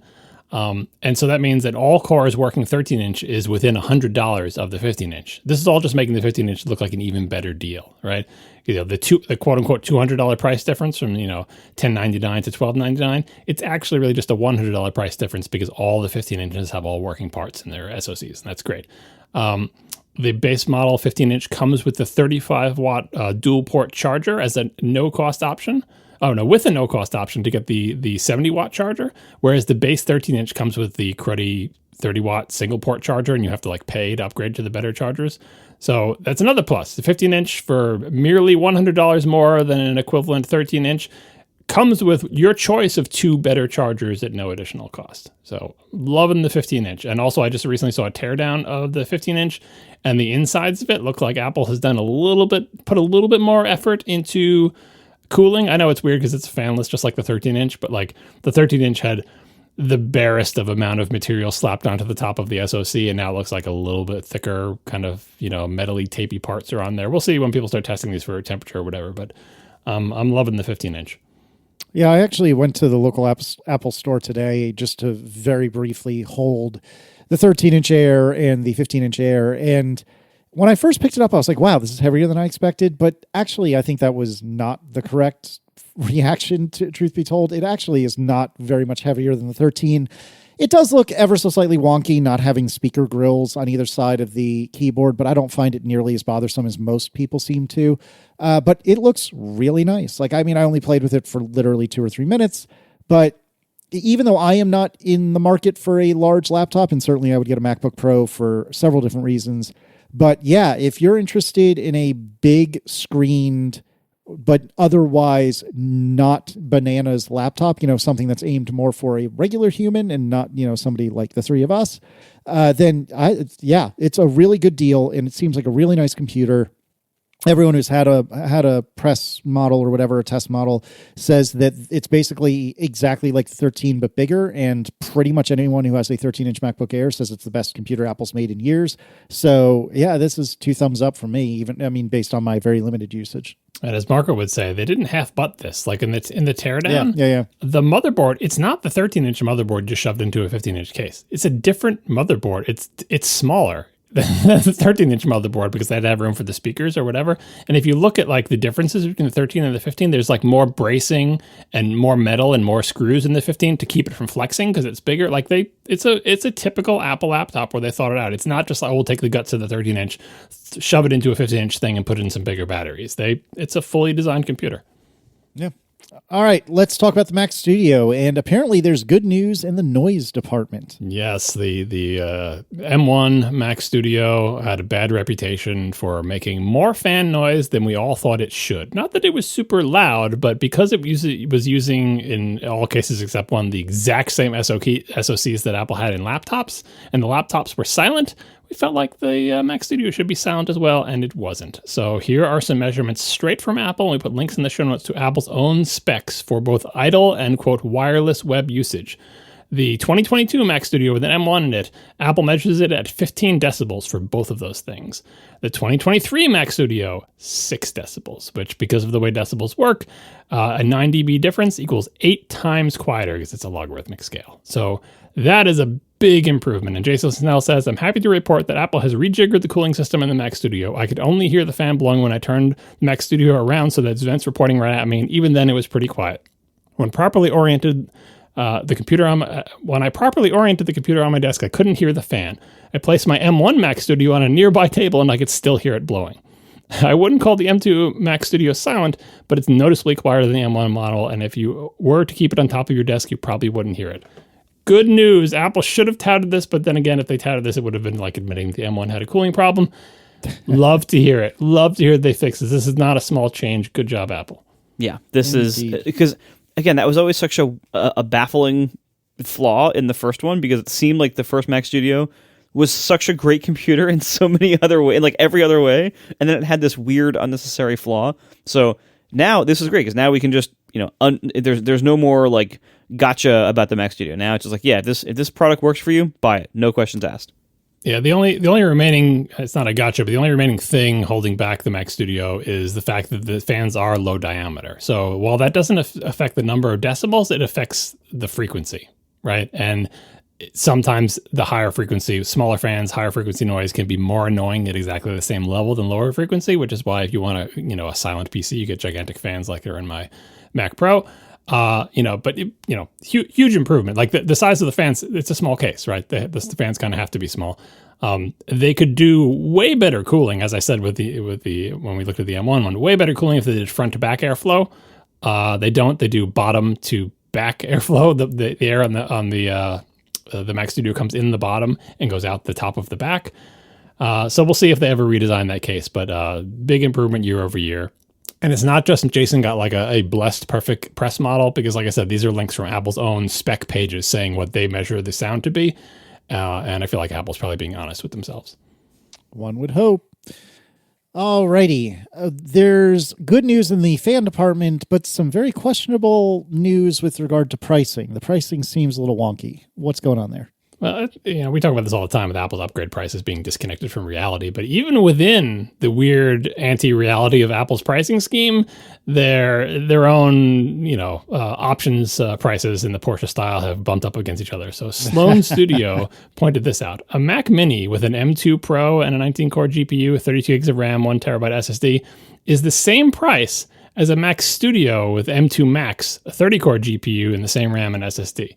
With the Studio, you get 10 gigabit Ethernet, 2 more USB-C ports, an SD card reader, and 11 more GPU cores with exactly the same price. That's a problem. When things are literally exactly the same price, one should not be that much better. And remember, this is a Mini compared to a Studio. It's not two different classes of machine. It's not laptop versus desktop. It's literally a Mini and a taller Mini. And the taller Mini with way more stuff in it is exactly the same price because of the ridiculous cost of add-ons. All right, tell me about John Turnus on the talk show and discrete GPUs. So I'll put a link in the show notes to a YouTube clip. This is a feature that YouTube's added recently where you can take any YouTube video that you're watching and save a clip, which just saves 2 offsets on it, start at this time, end at this time, kind of like the Overcast clip thing. And I love it because, YouTube has always supported time offsets in the URL. You could just put T equals 3M4S for 3 minutes and 4 seconds, but it wouldn't tell it when to end. And the clip thing adds that. So anyway, we'll have a YouTube clip linked in the show notes, which will probably break in 5 years when YouTube sunsets the clip feature. But for now, it will work. Here is the quote from John Turnus when Gruber was asking him about discrete GPUs in Macs. Turnus said, "Fundamentally, we've built our architecture around the shared memory model and that optimization. And so it's not entirely clear to me how you'd bring in another GPU and do so in a way that is optimized for our systems. It just hasn't been a direction we've wanted to pursue." Now, John Turnus is not part of the marketing department, but like all Apple executives, he is, press trained, media trained, as they call it. So it's hard to say whether this answer tells you anything, because if Phil Schiller said it, I would say, well, there's no information in this statement, because he's so well trained that when he says something like this, he's not making any statement about future products. But when I see someone closer to the engineering side say something like this, when he says, it hasn't been a direction that we wanted to pursue. Now that's past tense, right? But when he says, it's not entirely clear to me how you bring in another GPU and do it in a way that was optimized. If there was, systems in Apple's labs that they had developed and decided not to ship, or that they were planning on developing that quote unquote brought in another GPU, I don't think he would have phrased it that particular way. So, take it. These are his words. Take it as you will. It technically doesn't say anything about future products. But when I heard him say that, it made me think they're not really interested in discrete GPUs at all now, in the past, or in the near future. We'll see. Yeah, I wouldn't hold your breath on that. The way I interpreted that was basically, this does not fit into the direction we've chosen to go, and they're not going to change their direction, especially just for this one, edge case product. It seems like the Mac Pro was made for people in recording studios, basically. This is like, a recording studio or video editing studio kind of product where people have a lot of cards for like audio or video I/O, and that's it. Like, it seems like that's the main... We'll get to that in a little bit, because even in that application, there are some problems. Yes, but yeah, it seems like the Mac Pro, as we discussed last week, this is a product that looks like it's designed to kill the Mac Pro, but it at least is going to keep it a marginalized product. It's not going to expand its market. It's going to lose some of its market, but we also don't know, as outsiders, how many people have actually been buying the Mac Pro and using graphics card expansion? Like, besides you, and I don't think anyone else is doing what you do with it, like to basically buy a Mac Pro to be a gaming PC. Well, I mean, one thing to gauge it by is Apple has released a bunch of new video cards for this, and they almost never, like, the Mac Pro way of doing things is you release a product and you don't touch it for 5 years. But over the course of those 5 years, they've been steadily releasing new graphics cards. Someone's got to be buying them, otherwise why would they keep making them? I guess that's fair. But I would guess that they looked at the market and they're like, all right, well, we sell this many Mac Pros, this percentage of them adds PCI cards for, audio and video I/O, and then this other percentage of them adds GPUs, and, given our new architecture, is it really worth serving that sub-market of a sub-market that adds GPUs to their Mac Pro? And they clearly decided not to. It's not to say they never will, but I think that whatever factors led them to make that decision for this product, those factors are going to continue to be the case in the future, or even become more extreme. We'll see about that, but that's what this statement is weird, because like Apple makes all sorts of stuff internally that never sees the light of day. I know for a semi-fact firsthand all sorts of things that Apple has done internally that they decided not to ship for mostly good reasons. But like if they experiment, like, what about this? What about that? Right? And just not they make a fully formed product, but they're like, if we made a product like this, does this make sense? Do we have the parts? Can we put it together? Can we prototype it? What do you think of it? Right? The fact that he said it's not entirely clear to me how you'd bring in another GPU and do so in a way that is optimized can be read multiple ways. You can say, well, we did make a thing with another GPU and we couldn't figure out how to integrate it into the system in a way that made sense. Like, we got it to work. For people wondering, it's not impossible to connect another GPU to these things. You could do it. It's just like, well, then what about the GPU that's on there, and how do we integrate them, and is it useful, and does it work well, right? He could be saying that. Or he could be saying we never tried that because that's not the path that we're pursuing. We didn't even prototype it. We just set it aside. I don't know any of these things. I don't have any inside info of what they tried with respect to this particular thing. But a statement like this doesn't really close the door on, oh yeah, we tried it, but it was crappy. Like it wasn't good. It wasn't worth it. Nobody would want it. And we think we can do better without it. And we'll see how it goes. But speaking of doing better without it, let's assess how they've done here. If we look at, now we've got Metal scores, Geekbench scores for all this stuff. So look at the Metal scores. This is like a benchmark of Apple's graphics API. So you basically only see Apple stuff here because it's Apple's API. And we're talking about the M2 Ultra here. And the M2 Ultra, remember, is in the Mac Studio, but it's also the exact same thing in the Mac Pro. As far as you know, they're not clocked differently. It's the same SoC in both places. So when I say M2 Ultra, you can think Mac Pro in your head, but you can also think Mac Studio. With the Metal scores, the M1 Max SoC was around 108K. The M1 Ultra was around 150K. So that's 1.3 times the M1 Max performance. But the M1 Ultra had 2 times the GPU cores as the M1 Max. The M1 Ultra is 2 M1 Maxes stuck together. So if it has twice the GPU cores, why is it only 1.3 times faster in a GPU benchmark? GPUs usually scale linearly. And the answer to that is something I think we touched on ages ago when we were talking about the M1 Ultra, is that there's some, I forget the details now, but there's some limitation in the M1 Ultra that doesn't let it scale its GPU cores linearly. I don't know if it's like some cache or translation buffer or something that wasn't big enough. And that's kind of a shame, because you did get twice the GPU cores, but you didn't get twice the performance. You only got 1.3 times the performance, and that was crappy. All right, so now we've got the M2 Max, which is 130K, which is 1.2 times as fast as the M1 Max for 1.2 times the GPU cores. So that's linear as well. Now the M2 Ultra. The M2 Ultra is twice as fast as the M2 Max for twice as many GPU scores. Yay for linear GPU scaling. And that means the M2 Ultra is 267K. Which is a respectable Metal score. The M2 Ultra is now the 5th fastest Metal score overall on the Geekbench charts. The top 3 scores on the Metal charts are the 2019 Mac Pro with graphics cards in it. So good showing for the M2 Ultra. Linear scaling, awesome. And by the way, if you're wondering like, oh, should I bother getting the M2 Ultra? The M1 Ultra was not as good a deal if you care about GPU cores. The M2 Ultra it's linear. It's got twice as much as the M2 Max, and it does twice the performance on GPU. So it's doing great. It's doing exactly what we wanted. But here's the thing. The M2 Ultra is 2 M2 Maxes. The M2 Ultra is not 4 M2 Maxes, which is what we were hoping for, right? So 2 M2 Maxes, the M2 Ultra, that's an amazing SoC for a tall Mac Mini, right? It's the 5th fastest ever, right?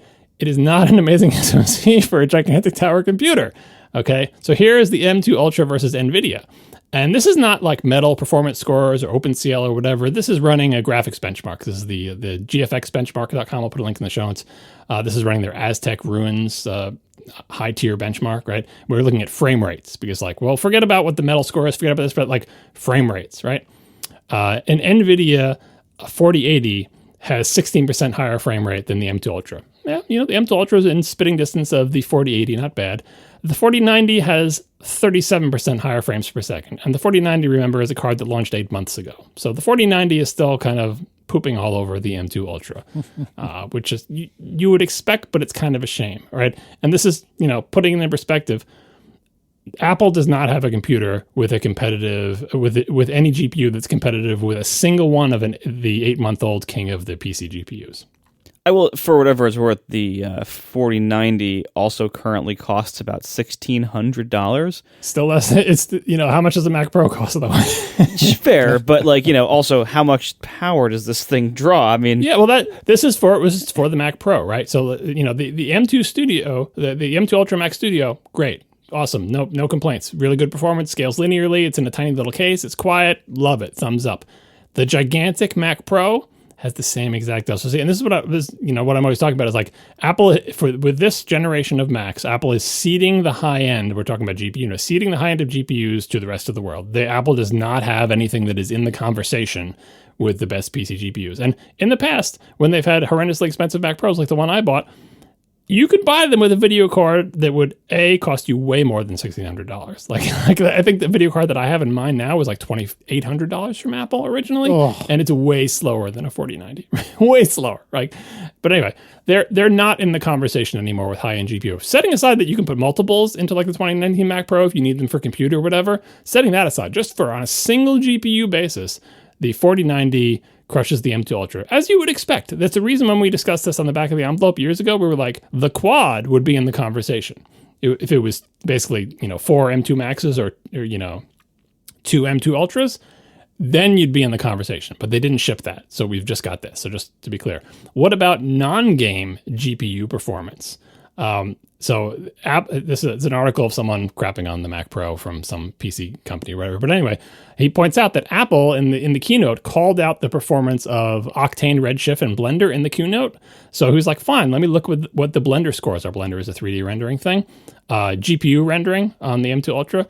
So the M2 Ultra score is 3,400. The 4090 is 3.8 times faster. It scores 13,000. The 3080 is 1.8 times faster. The 3060, which is a $330 video card, is about the same speed as the M2 Ultra. That's not a good look. Now here's the killer. The 3070 has a score of 3,396 compared to the M2 Ultra's 3,412. That's a laptop GPU. Oh, that hurts. That hurts. That's deep. And if you think about it, that laptop is probably noisier than a Mac Studio, right? And I'm not saying the M2 Ultra is a laptop SoC. It's an amazing SoC, but it is not a powerhouse. So GPU, Apple is sitting out this generation. They are not in the conversation on high-end GPU power, which Apple, I think, is fine with, and most of their customers are going to be fine with because most of their customers buy laptops, and these things are amazing laptop GPUs. Just fantastic, phenomenal, just amazing. But are they amazing GPUs to put in a gigantic tower computer that costs $7,000? No, they are not. Let's look at the CPU. The M2 Ultra as a CPU, single core score of 2217, multi-core score of 18735. Pretty good. How does that stack up to Intel and AMD? Again, setting aside the M2 Studio and all the laptops where these chips stomp all over everybody. What about your $7,000 gigantic tower with 3 humongous fans in it? that, they could have and have in the past put Intel Xeons in there. I've got an Intel Xeon in there. If they were to build this tower today with a modern Intel Xeon, what kind of scores would it be getting? Well, the Intel Xeon W9-3595X, which is a 56-core Xeon, is 2.8 times faster in multi-core than the M2 Ultra. Again, if they had made a quad, they would have beat that, but they didn't. The Intel Core i9-13900KS is 39% faster in single core and 15% faster in multi-core. And those chips, you cannot put those in a Mac Studio, to be clear. Like, that chip is useless for Apple anywhere except for their gigantic tower computer with a huge power supply and tons of cooling. So with this generation of the Mac Pro, Apple is out of the conversation for high-end CPU and high-end GPU entirely. What about PCI Express lanes? In the Xeon generation of the Mac Pro, the 2019 Mac Pro, as far as I've been able to tell, they believe it had 64 Gen 3 PCI lanes. Now, Gen 3 lanes are half the speed of Gen 4 lanes, which was the new Mac Pro has. But even taking that into account, the new Mac Pro has more, the old Mac Pro has more PCI Express bandwidth than the new one, because the new one only has 24 lanes, 24 Gen 4 lanes. And the old one had 40 lanes connected to the CPU and 24 lanes connected to the I/O controller. Hector Martin on Mastodon pointed out that the M2 Ultra basically just has two internal PCIe switches with all these lanes hanging off of them. So even though they have all these slots, there's shared bandwidth because they go through these PCI Express switches. So the M2 Ultra also doesn't have the PCI lane capacity that the Xeon did, which is kind of a shame. Now finally we go to Neil Parfit, who is a YouTuber who talks about his use of the Mac Pro in his audio application. And he stuffs it full of cards, doing audio stuff. So he seems like the ideal audience of the new Mac Pro. And here's what he had to say in the video we'll link in the show notes. His current rig is 28-core Xeon 2019 Mac Pro with 768 gigs of RAM. That's all? And his problem with and his problem with the new Mac Pro is when he just launches all his apps and starts working on a project, he's around 300 gigs of RAM usage. But the M2 Ultra Mac Pro, max RAM is 192 gigs. So him just starting up all his projects and launching into all his editors and editing his big composition with all the samples and everything, he's already pushing into swap. That's not great. And his old Mac Pro had 4 16x PCI Express lanes. The new one only has 2, blah, blah, blah. Probably doesn't matter for audio, but he did note it. The other thing he pointed out was that he kind of thinks that for his particular usage, having a tower version of this is useless because his is always going to be in a rack mount because it's just so noisy and it's got all the cards and the cards have their own fans in them and he's just stuffed to the gills and it's a rack mount, type of thing. Like it's out of sight, out of mind, shoved off into the side somewhere. So this new Mac Pro, it's probably good for some people's somewhere, but it is an extremely compromised in every aspect. It is extremely compromised. It is not competitive with the high end of the PC world in any category. PCI Express lanes, GPU speed, CPU speed, and it's a gigantic tower computer. That's, like Marco said, if you wanted to kill the Mac Pro, this is the type of machine you might put out. It's not the end of the story. They may make a quad in the future. Maybe they couldn't pull it off now. Maybe the M3 will change the equation because it'll be on a different process size. But for right now, the takeaway is M2 Ultra is an amazing SoC that is not compromised like the M1 Ultra was. The M2 Ultra Mac Studio is an amazing machine that's quieter than it used to be. And the M2 Ultra Mac Pro is a machine for I don't know who. And for me personally, Apple sitting out and ceding the entire top end of the computing world feels very disappointing to me, and I want them to claw that back sometime in the future. So did we get a Mac Pro? Like, I don't mean that to be snarky. I'm genuinely asking, like, it seems to me, John, that you're saying, maybe without saying, maybe you're literally saying it, that this isn't really a Mac Pro. Like, yes, it is in name, but in little else. Like, do you consider this a successor to your... In price, it sure is. Well, fair. Yeah, no, it is. It's just not a great one because it does have expansion slots. And no other computer does. And it does have a really big case with tons of cooling, right? It is more capable. It has more, Thunderbolt slots. Like it has more of everything than any other Mac does. So yes, it is a Mac Pro, but that's why I'm comparing against the PC world. Like that Apple's not in that conversation anymore. Like they're not even contending. Setting aside the horrendous price difference that they've always had, they're just not close to the high end of stuff that's been out for months or even more, a year or more, right? And that usually doesn't happen. Usually when Apple comes out with the new Mac Pro, on its day of release, it's in the conversation with high-end PCs, granted potentially at twice the price. And this one just isn't. But it is a Mac Pro. Like that slots are there, that case is there, those ports are there. It's just a little bit of a not so great Mac Pro. And we've had not so great Mac Pros before, and we'll have them again. We had not so great Power Macs. Let me tell you, not every Power Mac was a winner. They were shipping Power Macs with a front side bus that was 7 times slower than the CPU speed, and that was not a great time to be around. But then there were great ones like the original Power Mac G5, my beloved 2008 Mac Pro. I think the 2019 Mac Pro is an amazing machine that just kind of got blindsided by the ARM transition. But in many respects, my Mac will still be at the top of the benchmark charts because you can put graphics cards in there that are modern and good, and you can't do that with any other Mac. The Apple Silicon transition has been wonderful for all other Macs, but what they've done with this strategy of these chips is basically they just make two chips that are actually kind of similar to each other. They make the MX, the M1, M2, and then they make the Pro, the Pro version of that, and then the Max version, which is kind of an extension of the Pro version. And they're just applying those chips and those design decisions and those trade-offs to the entire product line. The Mac Pro is just, two MacBook Pro chips glued together, and the MacBook Pro chip is not that different from the MacBook Air chip, and the MacBook Air chip is the same as the iPad chip. And so they're using designs that are made for much smaller and lower power products and just kind of, copy and pasting them, scaling them up to go to higher end products. And that works great for all the other Macs. Everything else in the lineup, that works fantastically. But that strategy, it just doesn't scale to the needs of the Mac Pro very well.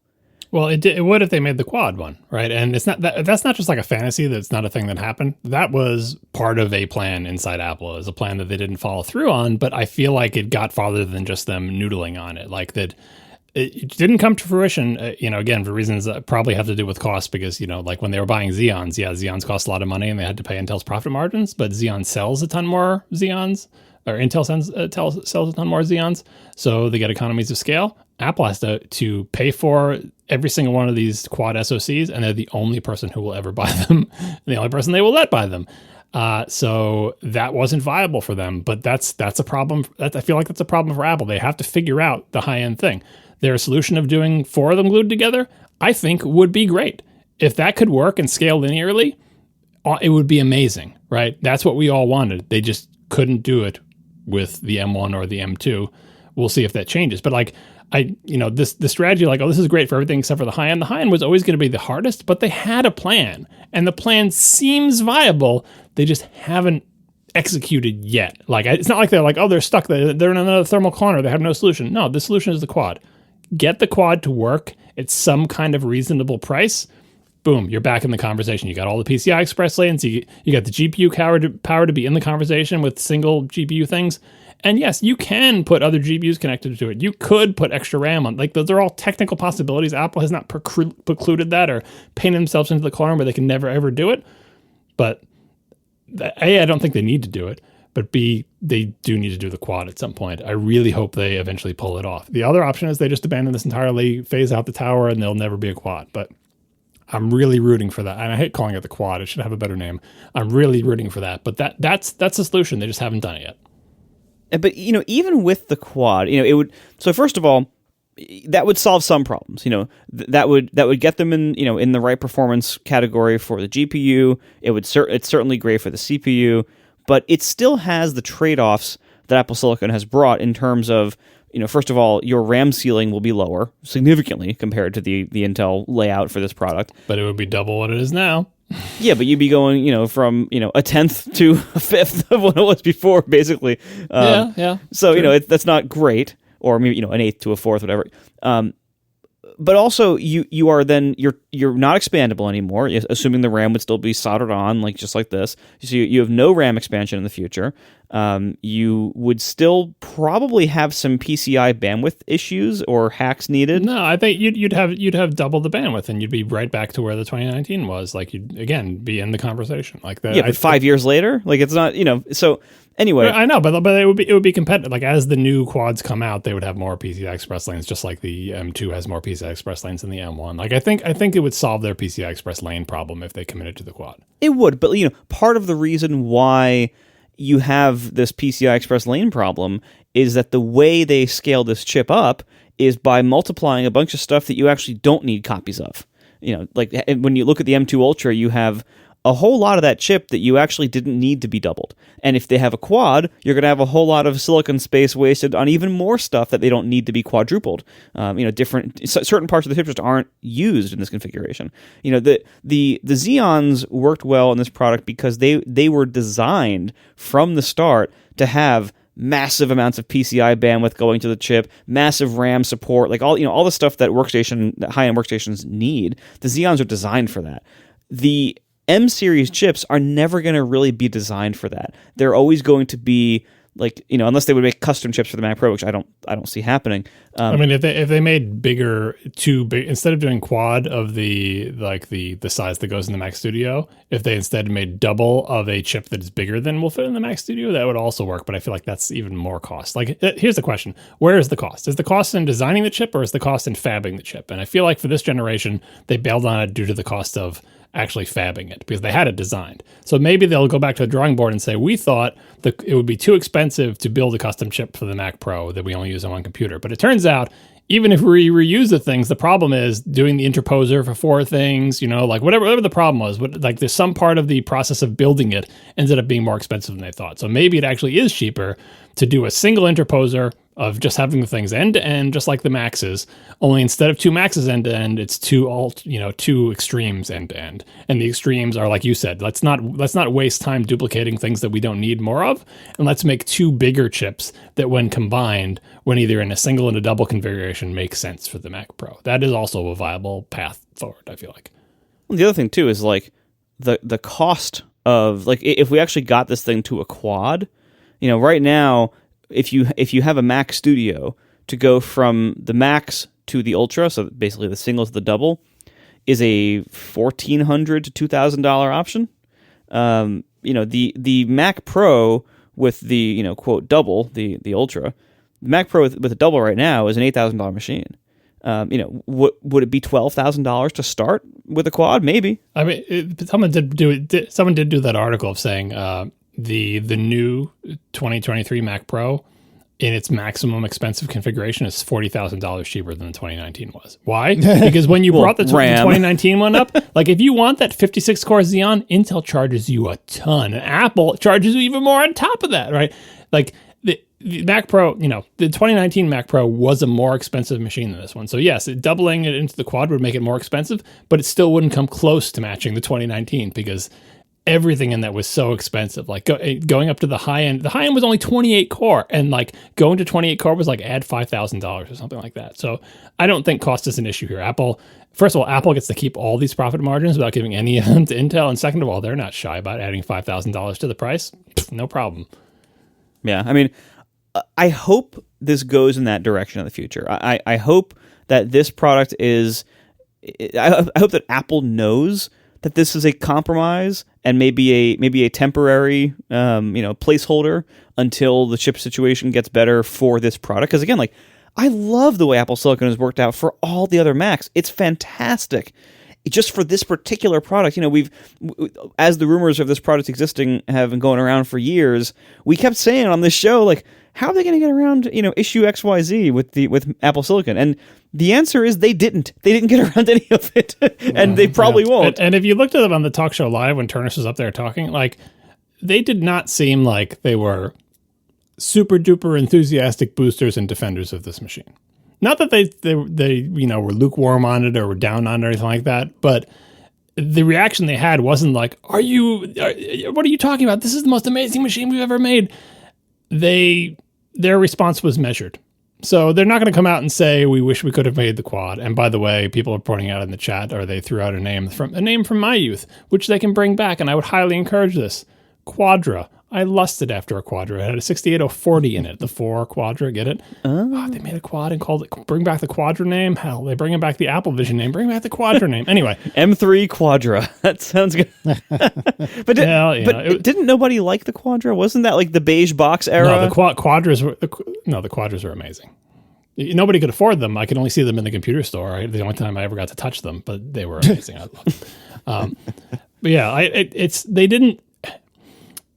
Again, no Apple person is going to come out and say we're really disappointed in the new computer we just put out, right? They're gonna tout its strengths, and it does have strengths, and they touted them, but it didn't seem like they were, just think of how Schiller was beaming about the trash can. Like, they were so proud of that computer. They thought they had done an amazing job, knocked it out of the park. It turns out they kind of didn't, but they thought they did. And I did not get that vibe from any Apple person talking about the 2023 Mac Pro. So I feel like they know what's up. Now, does that mean they know what's up in terms of this thing is going down the tubes and they're not going to make any more of these? Or does that mean they know what's up and in the M3 they've got different plans? Speaking of the talk show, I was expecting some sort of victory tour from a Mr. John Siracusa about something that was said on the talk show, and I heard nothing because that's really not your style. But it seems pretty damn clear to me, and I don't know if it's because a birdie told them or because the delivery actually was successful, but it was pretty clear to me that they understood that the Mac Pro Believe shirt exists, and they have seen a copy of it. And I will put my own YouTube clip. This is the first time I've ever used the YouTube Clips feature. I also thought it looked exactly like the Overcast Clips feature. But anyways, I'll put a YouTube clip in the show notes. They definitely knew about the shirt, and that makes me extremely, extremely happy. Well, I do wonder what they think about the shirt. I mean, Jaws was putting the happy face on it and said, you got the Believe shirts, and we delivered the Mac Pro. Isn't that what you wanted? It's like, kind of.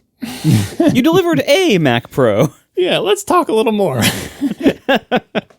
I mean, better than not introducing it. Like, thumbs up there, but we should have a conversation about this Mac Pro. But yeah, the two Apple executives clearly know that this show exists, and yet only one of us can get an invite to WWDC. Not that I'm bitter. Gruber didn't do us the kindness of saying where the shirts came from. He used the passive voice and said, shirts have been printed. Mm-hmm. Who printed those shirts, I wonder? We'll never know. We are brought to you this week by Backblaze, unlimited cloud computer backup for Macs, PCs, and businesses for just $7 a month. Backblaze is an amazing cloud backup provider. I strongly recommend cloud backup because that means that anything that happens like in your office or in your house, physically to your computer, whether there's, fire, flood, theft, doesn't affect your backups. And that is an important peace of mind and an important backup strategy for you to have. It's also wonderful because it's automatic. You don't have to worry like, is my Time Machine drive mounted or whatever. It's just automatic. It happens in the background as you work. You don't even notice it's happening. And you can back up all your data, documents, music, photos, videos, whatever it is with Backblaze. You can easily now also protect business data through a centrally managed admin interface. And you can access your backup data from anywhere in the world using the Backblaze web app or their on-the-go iOS and Android apps. If you need to restore a file, you can, of course, do it through those methods, or you can restore by mail. If you want, they will mail you a hard drive with all your data right to your door. They will overnight it right to you. You can send the hard drive back to them within 30 days and even get a full refund on the price of the drive. So it's just a wonderful backup solution. Any way you need to back up and restore files, Backblaze has got you covered. You also now, if you worry about accidentally deleting files, for an extra $2 a month, you can also now increase your version retention history up to a year. So it is just a wonderful backup solution, whether it's for your own computer, your business computers. They have this wonderful business backup now. You can check it out. It's recommended by the New York Times, Inc. magazine, Macworld, PC World, so many publications, but most importantly, I'm telling you, I use this. It is by far my favorite cloud backup. I'm always using Backblaze on all of my computers. I installed it on my mom's computer. I have it on my wife's computer. Like it's just a wonderful system. See for yourself, backblaze.com/ATP. There's a 15-day free trial there. Backblaze.com/ATP. Back up your data today. Thank you so much to Backblaze for sponsoring our show. Let's talk gaming, particularly, I guess not specifically on the Mac Pro, just gaming in general. There's been a lot of news with regard to the game development toolkit. And I think, John, you are certainly the most appropriate person of the three of us to talk that over. So what's going on there? In the keynote, they talked about it like, hey, port your games to the Mac. If you've got a Windows game, you can use this cool tool we have that will run your Windows game right on the Mac, and you can see what kind of performance it'll be like. And then based on that, you can use our amazing tools to help port your shaders to Metal and to, rebuild your game on our APIs, and it will run even better than it does in this, little test environment. You can find the source code to this. We'll put a link in the show notes. This is an open source patch to a bunch of open source stuff that was existing. Interestingly, Apple's patch. I mean, I saw Christina Warren say this, and I don't know if it's actually true, but in the heat of the moment during Monday's keynote, I think she was saying like, because of open source, like GPL licensing type stuff or whatever, they didn't submit patches to the actual open source projects. Instead, they submitted a patch to Homebrew, the package manager for Macs. So when you install it, the Homebrew package that Apple added will modify the open source software, but because it's part of Homebrew and not part of the open source package, the licensing is different. I don't know if that's true, but the bottom line is it is a Homebrew thing. It's like 20,000 lines of code in a Homebrew thing. And what it messes with is something called Proton, which is, we'll put a link in the show notes to that. This is right from the people who make Proton. Proton is a tool released by Valve software that is integrated with Steam Play to make playing Windows games on Linux simple. Proton comprises other popular tools like Wine and DXVX, among others that a gamer would otherwise have to install and maintain themselves. This greatly eases the burden for users to switch to Linux without having to learn the underlying systems or losing access to a large lot of their library of games. Proton is still in its infancy, so support is inconsistent, but regularly improving. For those who don't know what that whole big thing means, the Steam Deck, which is a handheld thing where you play Windows games, that thing runs Linux. How does a Linux thing run Windows games? This is how. And so Apple's thing uses this. And also there's an existing Apple product called Mac product called Crossover, third-party product called Crossover. Crossover from their website is the easiest way to run many Microsoft applications on your Mac without a clunky Windows emulator. It is not an emulator. It does the work of translating Windows commands into Mac commands so that you can run Windows software as if it were designed native to the Mac. That's existed for many, many years. Wine has existed for many, many years. Apple has done some work to make this whole setup work on Apple Silicon Macs. And from Gökhan Avkaragulari, who is the director of software engineering at Apple working on GPU stuff, he posted this, I believe, to Mastodon. He said, we built a DXIL to MetalLib converter. DXIL, I imagine, is DirectX intermediary language, and MetalLib is the library that implements Metal. We built a DXIL to MetalLib converter and a DirectX 11 and 12 to Metal runtime translator. Non-graphics APIs are translated by Wine, which is that open source project that converts like Windows calls to Mac calls, but we don't use any tech from Molten VK or DXVK or Spurv Cross, etc. The shader converter can be shipped by games and can be used in the game development asset pipeline. So what did Apple do? They wrote the required translators to talk to Metal from the modern DirectX APIs. Metal as it runs on ARM. This is kind of the piece that Apple is best positioned to do because who knows how to write really good GPU drivers for Apple Silicon GPUs? The people who work at Apple who write those drivers for a Mac, right? And this was the missing piece for getting Wine, Crossover, Proton, all these open source projects to play Windows games on Apple Silicon Macs better. And so everybody's saying, I'm going to try out this quote-unquote porting toolkit. And they're like, hey, I put Diablo 4 on my MacBook, and it runs amazingly through this, don't call it an emulator, not an emulator translation layer. Now, Apple's pitch for this is, use this to see how your games are, Windows game developer, and if they seem like they're okay, you should port them to Mac. And I imagine a Windows developer is going to be like, why would I port them? They already run okay. Now, here's the difference. That I read that description of Proton and talked about the Steam Deck for a reason, right? The reason people buy the Steam Deck and play with it, and maybe they don't even know it runs Linux, right? Because they're just playing like the same Windows games. You know why they're able to do that? Because Valve, the company that runs Steam, has taken the burden upon themselves to take these quote-unquote Steam games, which are just Windows games, and make sure they work on their Linux handheld.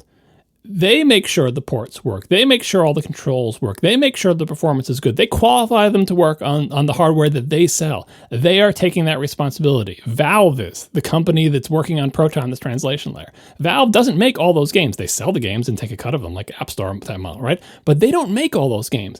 But Valve has put themselves in the position of being the responsible party. Valve says, we have a platform called Steam Deck. It runs Linux, but you don't need to know that. And game developer, we are going to make sure that your games run okay on it. internet. And so you can sell them to people on the Steam Deck, and those users won't have to worry about any of this crap. They don't have to worry about emulation. They don't have to worry about downloading a weird thing. They don't have to worry about it's not going to work or the performance not going to be good. We're going to take care of that. Apple, very pointedly, is not doing any of that. They're saying, game developers, here's some tools. Do what we want you to do, which is to port your games natively to the Mac. And no game developer is going to do that because there are so few Mac users who want to buy games. Apple is not taking, like, Apple Arcade is like, oh, all these native games, you can run them on all our platforms. That's great. But the entire world of Windows games, Valve recognized that if they wanted to have a platform that was not running Windows and therefore not beholden to Microsoft, they would make that platform on Linux, which is what they did, but it needs to run Windows games because that's where all the games are. So I think this environment is really cool, but what's missing is a business commitment from Apple to do what Valve is doing. Because remember, Valve, like, that's a real platform. Like, I don't think Valve is demanding that people make Linux games, although there are native Linux games, right? Valve is committed to making Windows games run well on its Linux handheld. Apple is not committed to making Windows games run well on Macs. They're committed to trying to figure out if they can get more Windows developers to port their games. And honestly, a bad port of a Windows game to a Mac will probably run slower than that game running through Wine, DVX, these metal libs or whatever, which is sad but true. So this is really cool technical stuff, but continues to kind of highlight Apple's non-commitment to gaming on the Mac. Sigh. And then we have more bad news in that department. An anonymous ex-Apple employee that worked on that I guess didn't necessarily work on gaming, but worked on gaming inside Apple. They wrote, "Man, you have no idea.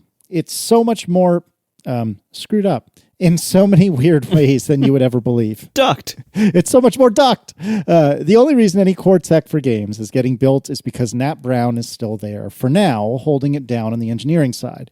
The business side is the big issue, and it's really an executive issue. Mike Rockwell hates games, which makes me sad about the future of games on Vision Pro. Once Phil is gone, it's going to get worse." And then, John, I think you pulled out a little snippet from the talk show. Is that right?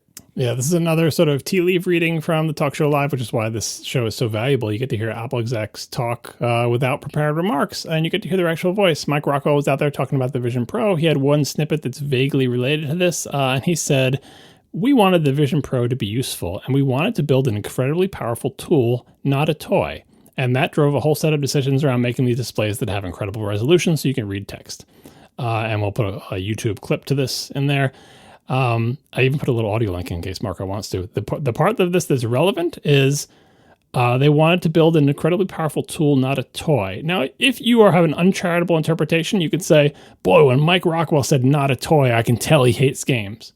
Or what he's really saying is just we wanted to make sure the screens look good so you could read text. Or what he's saying is that gaming headsets don't care that much about resolution because frame rate and graphics power is more important. You can read it tons of different ways, but here is one random anonymous person from inside Apple saying Mike Rockwell, quote, hates games, which is obviously some kind of an exaggeration. But it seems like Mike Rockwell, who was in charge of the headset, did not have, again, high-end gaming or any kind of gaming in mind when designing this thing, because it's supposed to be a powerful tool, not a toy. Well, I don't, for whatever it's worth. I mean, first of all, I came away from, this whole thing thinking pretty highly of Mike Rockwell. He seems like not only a very, very smart person, but also a very broadly smart person. Like he's smart about a lot of different areas. So that's, I would first of all, not underestimate or simplify him too much. But, also if you look at the headset market that has existed so far, it has been mostly a gaming market, and it what we've seen is like in that context, games on a whole, games are a big category of thing, but VR gaming really is not a big category, and really has not set the world on fire and has not proven to have tons of broad appeal or necessarily lasting value for a lot of people. So in the context that Mike Rockwell has worked the headset, I can see why taking gaming seriously has not been a super high priority for them. And we don't even know that hasn't been a priority. This is one anonymous source versus one statement that's only vaguely created. It's just more of an example of you can read this both ways depending on what mood you're in, right? Because I don't know how much, again, hates games. Like, what does that even mean? Like, he hates to play games. That's, whatever. Like, But, it's what we can tell is what Apple produced is not a gaming focused headset, which is perfectly fine and perfectly fair. And I think, like, to your point, a smart move, because it's not like VR gaming has set the world on fire. Like, VR gaming has existed for years and years, and it is not going to say it hasn't caught on, but when you can get one for your PlayStation for a fairly low price, and the attach rate to the PS5 is as low as it is, it hasn't caught on. And so I don't blame him for not doing it. But in terms of gaming at Apple, we know the entire organization, setting aside the headset, the entire organization doesn't seem to be super into games. And this person's saying, like, once Phil is gone, it's going to get worse. Is Phil our gaming champion? He's got his, doesn't he have like the VR driving rig at home or whatever the rumor is, right? But I wouldn't call him like a super duper, like the champion of games at Apple. He's just a powerful person at Apple who knows the game exists and likes to play them. And I think we need more of those people, not less. And, Mike Rockwell, like, I don't think if you're going to put someone, pin Apple's approach to gaming on someone, it's not the guy who did the Vision Pro. He seems like he did a great job with that. And gaming is not his responsibility. But he also doesn't seem like he's a champion of gaming either. So our anonymous friend continues, the overall issue with Mac games could easily be solved or at least helped in a meaningful way through clever diplomacy with Valve or Steam.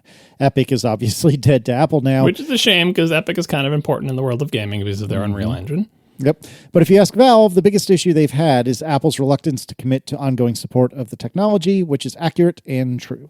Yeah, that's why Apple has trouble in the gaming space, because anybody they talk to, if it's somebody with a long memory, they're going to be like, we've done this before and you always bail on us and it sucks. And if it's a new person, they're going to be like, Apple, you don't have anything to do with games. And so they've kind of made their bed here, and this would be a difficult thing to turn around even if they wanted to, but it seems like they don't want to.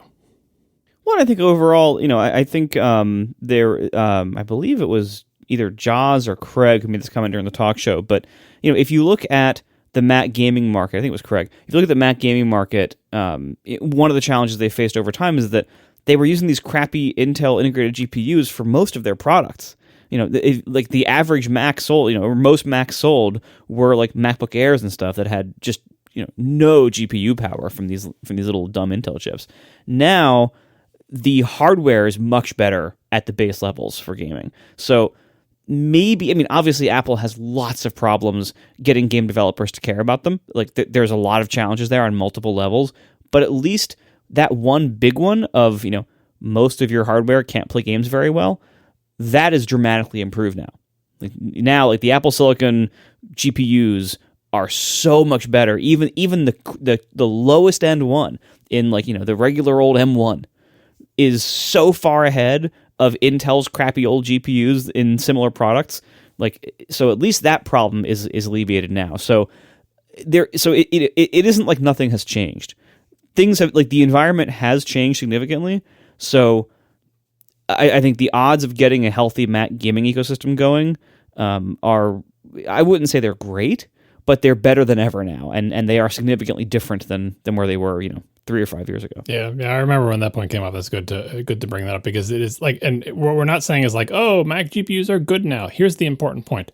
The addressable market for your game, if you're a game developer, is going to get bigger, because previously you could sell to 1% of Mac users and everyone else couldn't run your game. Now you're basically going to be able to sell to 100% of them, because there are no Mac, Apple Silicon things that are useless for games. Every single one of them is gaming capable. Is it going to be amazing frame rates at amazing? No, but there is not a single one that does not have a GPU that can play a modern game reasonably. And that has never been true before. We still have to wait for a lot of turnover. People got to get rid of their Intel Macs. People got to get new ones or whatever. But the addressable market was essentially going to be 100%. Now, is 100% for the Mac market attractive enough? It's more attractive than 5%, right?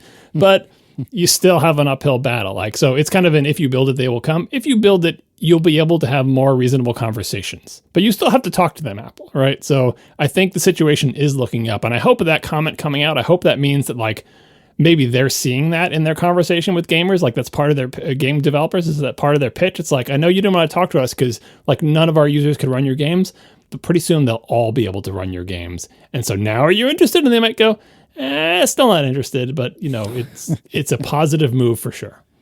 All right, let's talk Sonoma, and I am not running any betas anywhere, including Sonoma, but John, based on Switchglass stuff alone, I think you're running it. Is that right?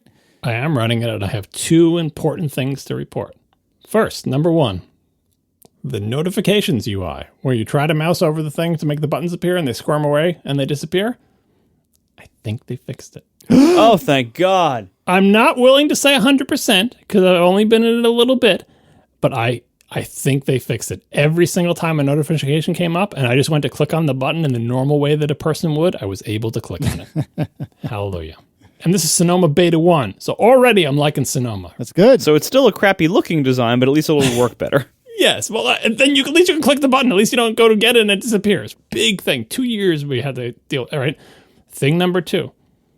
My weird window dragging bug does not happen in Sonoma. Oh, that's exciting. Now, does it not happen because it's a clean install? Yeah, I was thinking the same thing.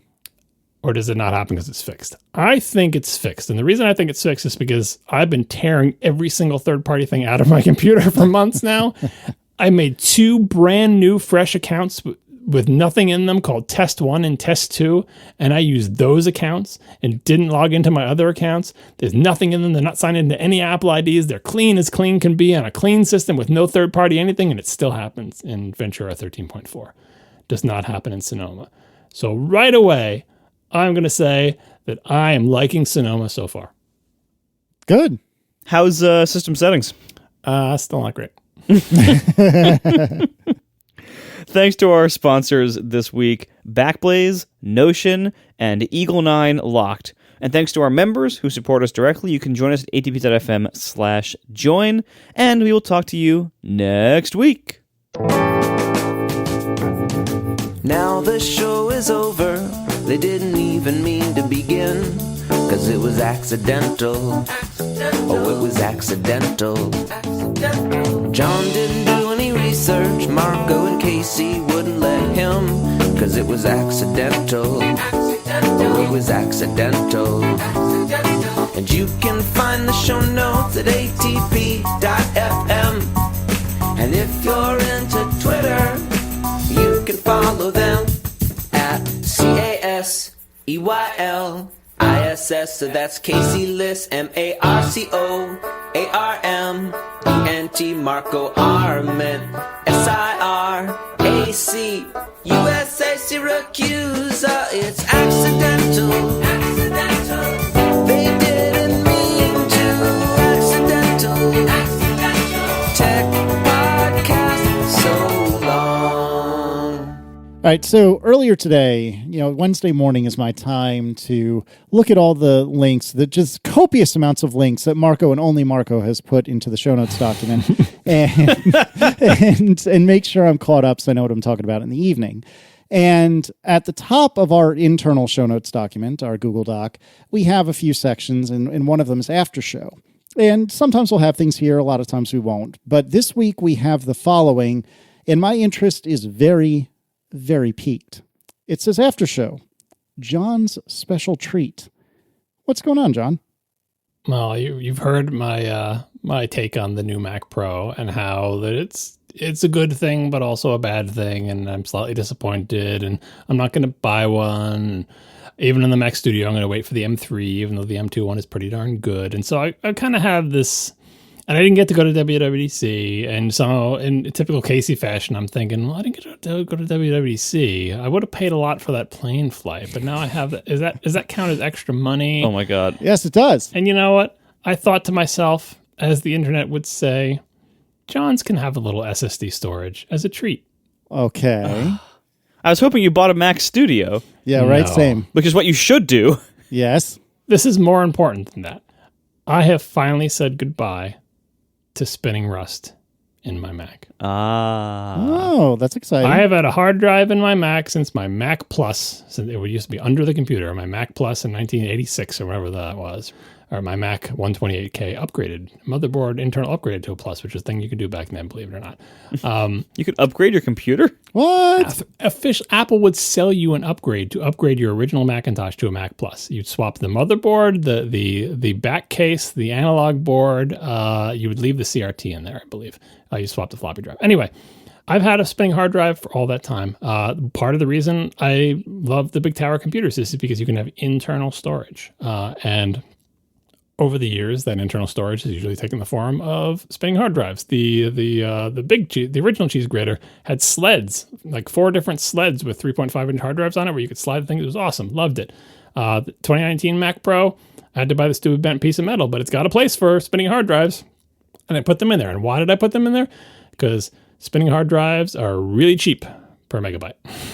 They're still really cheap per megabyte, but over the years, having spinning hard drives has become more and more annoying. Obviously, they're slow. Also, I've had to do all sorts of Unix shenanigans to get them to spin up and spin down. I had that whole thing that would like wake my Mac up in the middle of the night and spin up my Time Machine drive and mount it and do a Time Machine backup and unmount it, which also meant that I couldn't run Time Machine during the day because I didn't want that drive spinning up when it did Time Machine backups, right? And everything is slow.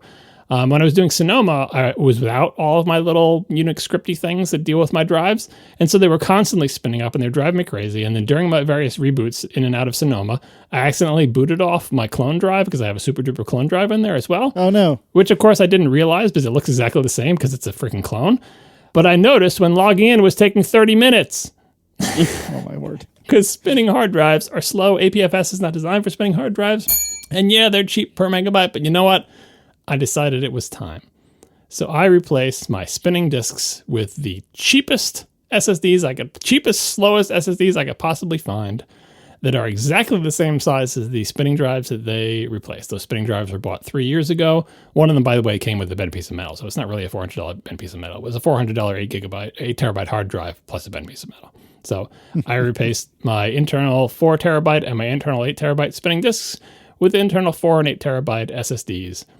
Now there is nothing spinning inside my computer, and it is glorious. I finally made it. It took me such a long time because I'm such a cheapskate, but now I can leave my Time Machine drive mounted all day, and it doesn't make any noise. I still leave my clone drive unmounted for safety, and it still wakes up in the night and clones and goes back, but no noise. I did have one last challenge with the bent piece of metal, because what I was buying was basically SATA SSDs, which are they're going to be connected to SATA ports and they're cheap. Rather than buying a PCI Express card that's fast and NVMe storage, no, that's too expensive. I need it to be cheap. So I bought cheap SATA SSDs and I took out the 3.5-inch drives. And you can mount a 2.5-inch SATA SSD thing in there. You can just buy these little adapters that make it fit into the screw holes of a 3.5-inch type of thing. So I did. I bought one of those for $7 and put it in there, whatever. And it was there's a single sled can hold 2 of these tiny little. You've seen a 2.5-inch SSD. They're really skinny. They're not even the size of 2.5-inch spinning disks, right?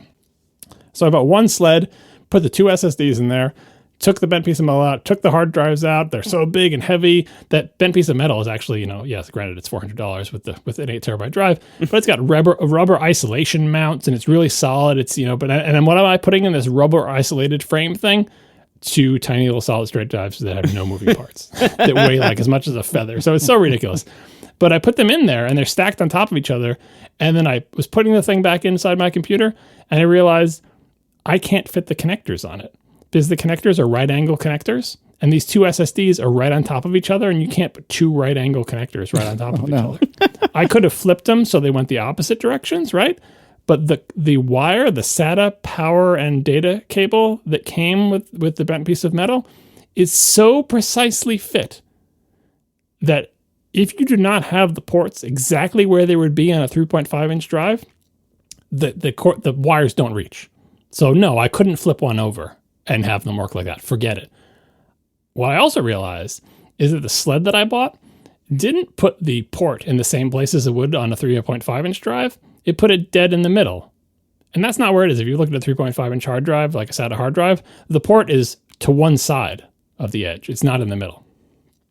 These wires are so precisely made that if you have the ports in the middle, you can't connect both of them without basically tearing the wires apart because one of them reaches on the left and one of them reaches slightly higher into the right. And that's it. You want them both in the middle? Just move each one over a centimeter. Oh, nope, can't do it anymore. The wires are straining and pulling. And it's oh my God. Yes, I could have just bought more SATA cables, but the precision of these cables is kind of like when I talked about my Logitech 4K camera. It comes with a tiny little cable that's exactly the right length to fit from the thing to the back of the XDR. I love that. That's why people make PCs. They get like exactly the right length wire with no like extra wire anywhere. That's what I want inside my computer. So I had to buy a second caddy that was offset, and now they fit in the bent piece of metal. So one last go around with the bent piece of metal for the realities of the inside of this computer. Which, by the way, the inside of this computer, this is part of the joys of my 2019 Mac Pro. People wonder why I buy this stupid thing. Every time I open this thing up, it's like a joy. It's a work of art in there. There are no wires anywhere. It's not like they neatly routed the cables like they did on the Power Mac G5 or the G4 or the G3. There's no wires to be routed. It is a thing of beauty, except for the SATA cables for the stupid bent piece of metal. So I'm damned if those things weren't going to be perfect. I didn't want to go buy other cables. I didn't want them to be bent or kinked or torn apart or untaped and retaped. So I got them to fit. And now my computer is silent. And I have these SSDs, which, yes, they're horrendously slow. I mean, like they're what, a fifth the speed of my main SSD, but it doesn't matter because they're so much faster than spinning disks and they don't make any noise, and I'm loving it. Congratulations, John. This is like when Apple stopped selling the non-Retina iMac. It is. Or when when the last optical disc left the Mac line. This is an important part of my life because everyone's like, oh, SSDs, and I've had them for years and years, but I've always had spinning discs because just I couldn't stay away from the bargain. They were so cheap. Yeah. And now all I do is I turn my eye towards like the Synology and say, if I could fill that with 22 terabyte drives. Yep. Well, it's funny you say that because just earlier today, Paul Haddad, who is working on Ivory, the Mastodon client, did Tweetbot before it. He tweeted, getting so close to an all-flash network-attached storage, and it's a screenshot of Amazon showing the prototypical Samsung SSD, 8 terabytes for $400. Now, $400 is a lot of money, but for 8 terabytes, that's really not bad at all. I know. That's what I got. I should find the links to the show notes. I bought Samsung name brand SSDs, like good, quote unquote, good SSD, but they're SATA SSDs. Like they're stepping through a straw. Someone put it in the chat room. It's at 600 megabytes per second, which is maybe a tenth of the speed of my boot drive. Like the SATA interface itself is the limit here, obviously not the SSD. But it's fine. Like I'm using it for it's a time machine drive and a clone drive. I haven't actually booted from the clone drive yet, but boy, it's got to be faster than that spinning disk. But most importantly, no noise, no of the spinning up, no like that. Just that's what it would sound like. It would sound not just like an old hard drive, like tick tock, like just you have no idea how much disk IO there is in modern macOS because it's designed for SSDs, and who cares? There's no there's penalty for seeking. There's no penalty for random access. Any location is the same as any other. Not on a spinning disk. So this is a turning point, and this is a turning point in my life. The whole rest of my family has been living in this reality for ages. They don't have spinning disks. Everything's been SSD as soon as Apple started shipping them, but I've always had the spinning disks. I do still love having the internal storage though, because let me tell you, there's room for way more inside there. Like if I got PCI cards with NVMe storage on them, I can put even more, even faster storage. It's all inside one box and I love it, but I love the silence. I'm excited for you, John. I'm glad that you got yourself a treat. I have not yet gotten myself a treat, but earlier tonight I was thinking to myself, I really need to make moves on replacing my Synology because I really feel, even though everything sitting here now is fine. You're gonna jinx it. Everything sitting here now is fine as I knock on the relay challenge block thing, whatever. I feel like I'm going to have some sort of catastrophic issue sooner rather than later. There's actually a story related to that. So you have the same drives as I have in yours, right? The Western Digital Red? Yes, although many of mine have been replaced. I don't think I'm full on ship of Theseus yet, but I'm close. My Synology, which we were given these by Synology back in the good old days when people would give us free things. That was the best. And this was, what, 9 years ago or something? Yeah, right? 2013, 10 years ago. Yeah, It was 10 years ago. Almost 10 years ago, right? So they sent us these Synologies for free, which is very nice of them, with hard drives. Yeah. And mine came with Western Digital Reds. Every single one of those hard drives is still there. 10 years they've been spinning continuously in the basement except for during power outages for 10 years. Oh my God. Every single hard drive is there. Where do you figure that out? I forget now. Storage Manager? I mean, we know when we got them. We got them in 2013. No. But you can go in the software and see how old these drives are. The power on time. Now, here's the story related to that. Western Digital recently got into some hot water because their new Western Digital Reds come with this new feature that's like, oh, it's better than smart. It will tell you more about the health of our drive. I forget what it's called, like WDDA or something. It's some Western Digital like a diagnostic thing. And Synology supported this Western Digital diagnostic thing. But the Western Digital diagnostic thing, one part of it was it had just a flat out timer that said, when 3 years have elapsed, fire off this thing. And when it fired it off, the Synology would say, whoa, this drive is damaged, and it wouldn't let you like rebuild the RAID array on damaged drives of like, and there was nothing wrong with the disk except for 3 years had passed. And that pissed off everybody. So Synology stopped supporting this thing and said, we have learned we can't pay attention to your stupid diagnostics. So you're going to pull shenanigans and said, oh, this drive is 3 years old. You should really think about replacing it, which is such a scummy thing to do. Because again, it wasn't looking at the drive health at all. It was just literally a timer. And I have Western Digital Reds that are all 10 years old, and they're all doing fine, knocking on all the wood in the entire world. But yeah, I was looking at them like, I would probably buy Western Digital Reds again. These are great drives. They also had a thing where they were trying to sell shingled magnetic drives, but not telling people it was shingled. Shingled is a way of jamming more data on, but it's not as reliable. Western Digital has done some shady things lately, but the reliability numbers from like Backblaze for Western Digital drives still look pretty good. But yeah, they've been in some hot water lately. I'm kind of surprised to hear you've replaced so many of those drives. But then again, your Synology is maybe not in. Mine is in the, it's like people have wine cellars or places for cheese and stuff. My Synology is like in my basement, which is the most temperature mediated part of my house because it's like. You have a Synology cellar? Yeah, it's because it's underground. It's cool in the summer and, stays warm in the winter because and we have a dehumidifier down there. So it's a pretty controlled environment. But they've literally been down there spinning for 10 years. So looking at my array, 5 of the 8 disks are 3 terabytes, which is what originally got loaded with. But I think a couple of those still have been replaced. Like this one's 22,000 hours. So yeah, I think only like 1, maybe 2 of mine are the originals. I mean, the funny thing is now, just capacity wise, you could probably get away with 2. Yeah, they make 22 terabyte drives now. Yeah, like you could just get 2 drives in RAID 1 and be done. But what if you had 8 22 terabyte drives, Marco? Right? That's what I'm talking about. No, so my initial thought, I don't have a model name in front of me, but my initial thought is, this is an 1813 plus, and so I was basically going to get the 1823 plus or whatever, the closest equivalent is, because the way I remember it is 8 indicates the amount of drives, 23, or in my case 13, indicates the year it was built. And I was just going to get whatever the newest version of this is. But I wonder, like, I probably will do that because I'm a dummy, but I wonder if I should go like 4 or 6 bay instead, because as you pointed out, Marco, you can get much, much, much bigger drives than 3 terabytes now. And most of mine in this, like, it's like 2/3 3 terabytes, then a handful of 10 terabytes. But do I really need an 8 bay NAS? I probably don't. You really don't. But, well, I mean, I know I can't talk to you about this because you're not as into this as I am. But I don't know. If you are a Synology person and have a thought, I'm happy to hear it. But I don't know. I just feel like it's about time that I get something new and start the migration while it's happy. You got to ride this out. It's like the people who drive until they run out of gas or they go as far as they possibly can. You got to ride it out. When it dies, yeah, by all means, get a new one. But don't preemptively get a new one. Yours is not as golden as mine. And by the way, I just looked at like some of my drive hours. I'm in the same ballpark, 85,760 hours, which is like 9.7 years. But yeah, I'm just riding this thing out until it goes. But in terms of the bays, I'm constantly shopping for Synologies because I love doing that. Sometimes to get like the good stuff, like the good networking 10 gig Ethernet, the good, the good CPU, GPU, whatever for video encoding, right? You end up having to get like the only choices are 8 bay or 6 bay. Yeah. Or no, one of them I think the only choices are 8 bay or 12 bay.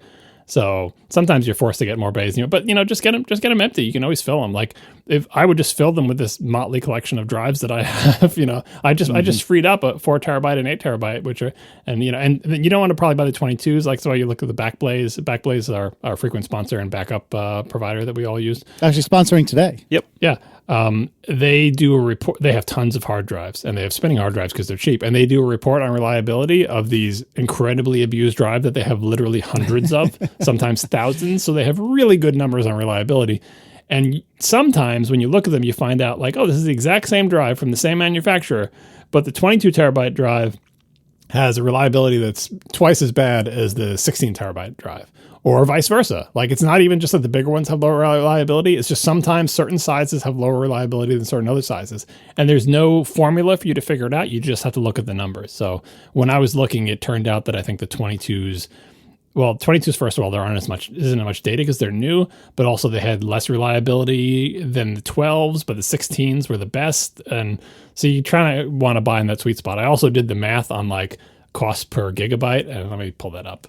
While you're looking at that, drive stats for Q1 2023 from Backblaze, 236,893 hard drives, of which there have been 889 failures.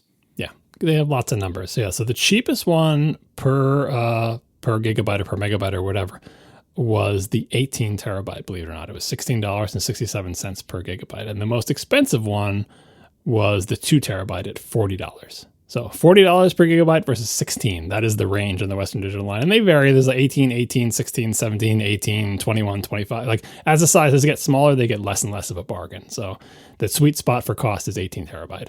And the sweet spot for reliability, I think, was the 16. But anyway, look at those Backblaze numbers.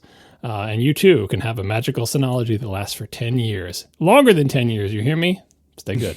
Well, that's the thing is, having lived through, and it happened to be early on in the pandemic when it was difficult to do anything about it, but having lived through what I thought was a catastrophic failure, I now have just an asinine amount of backups of my Synology. I don't think it's quite Syracuse level, but I am knocking on the door.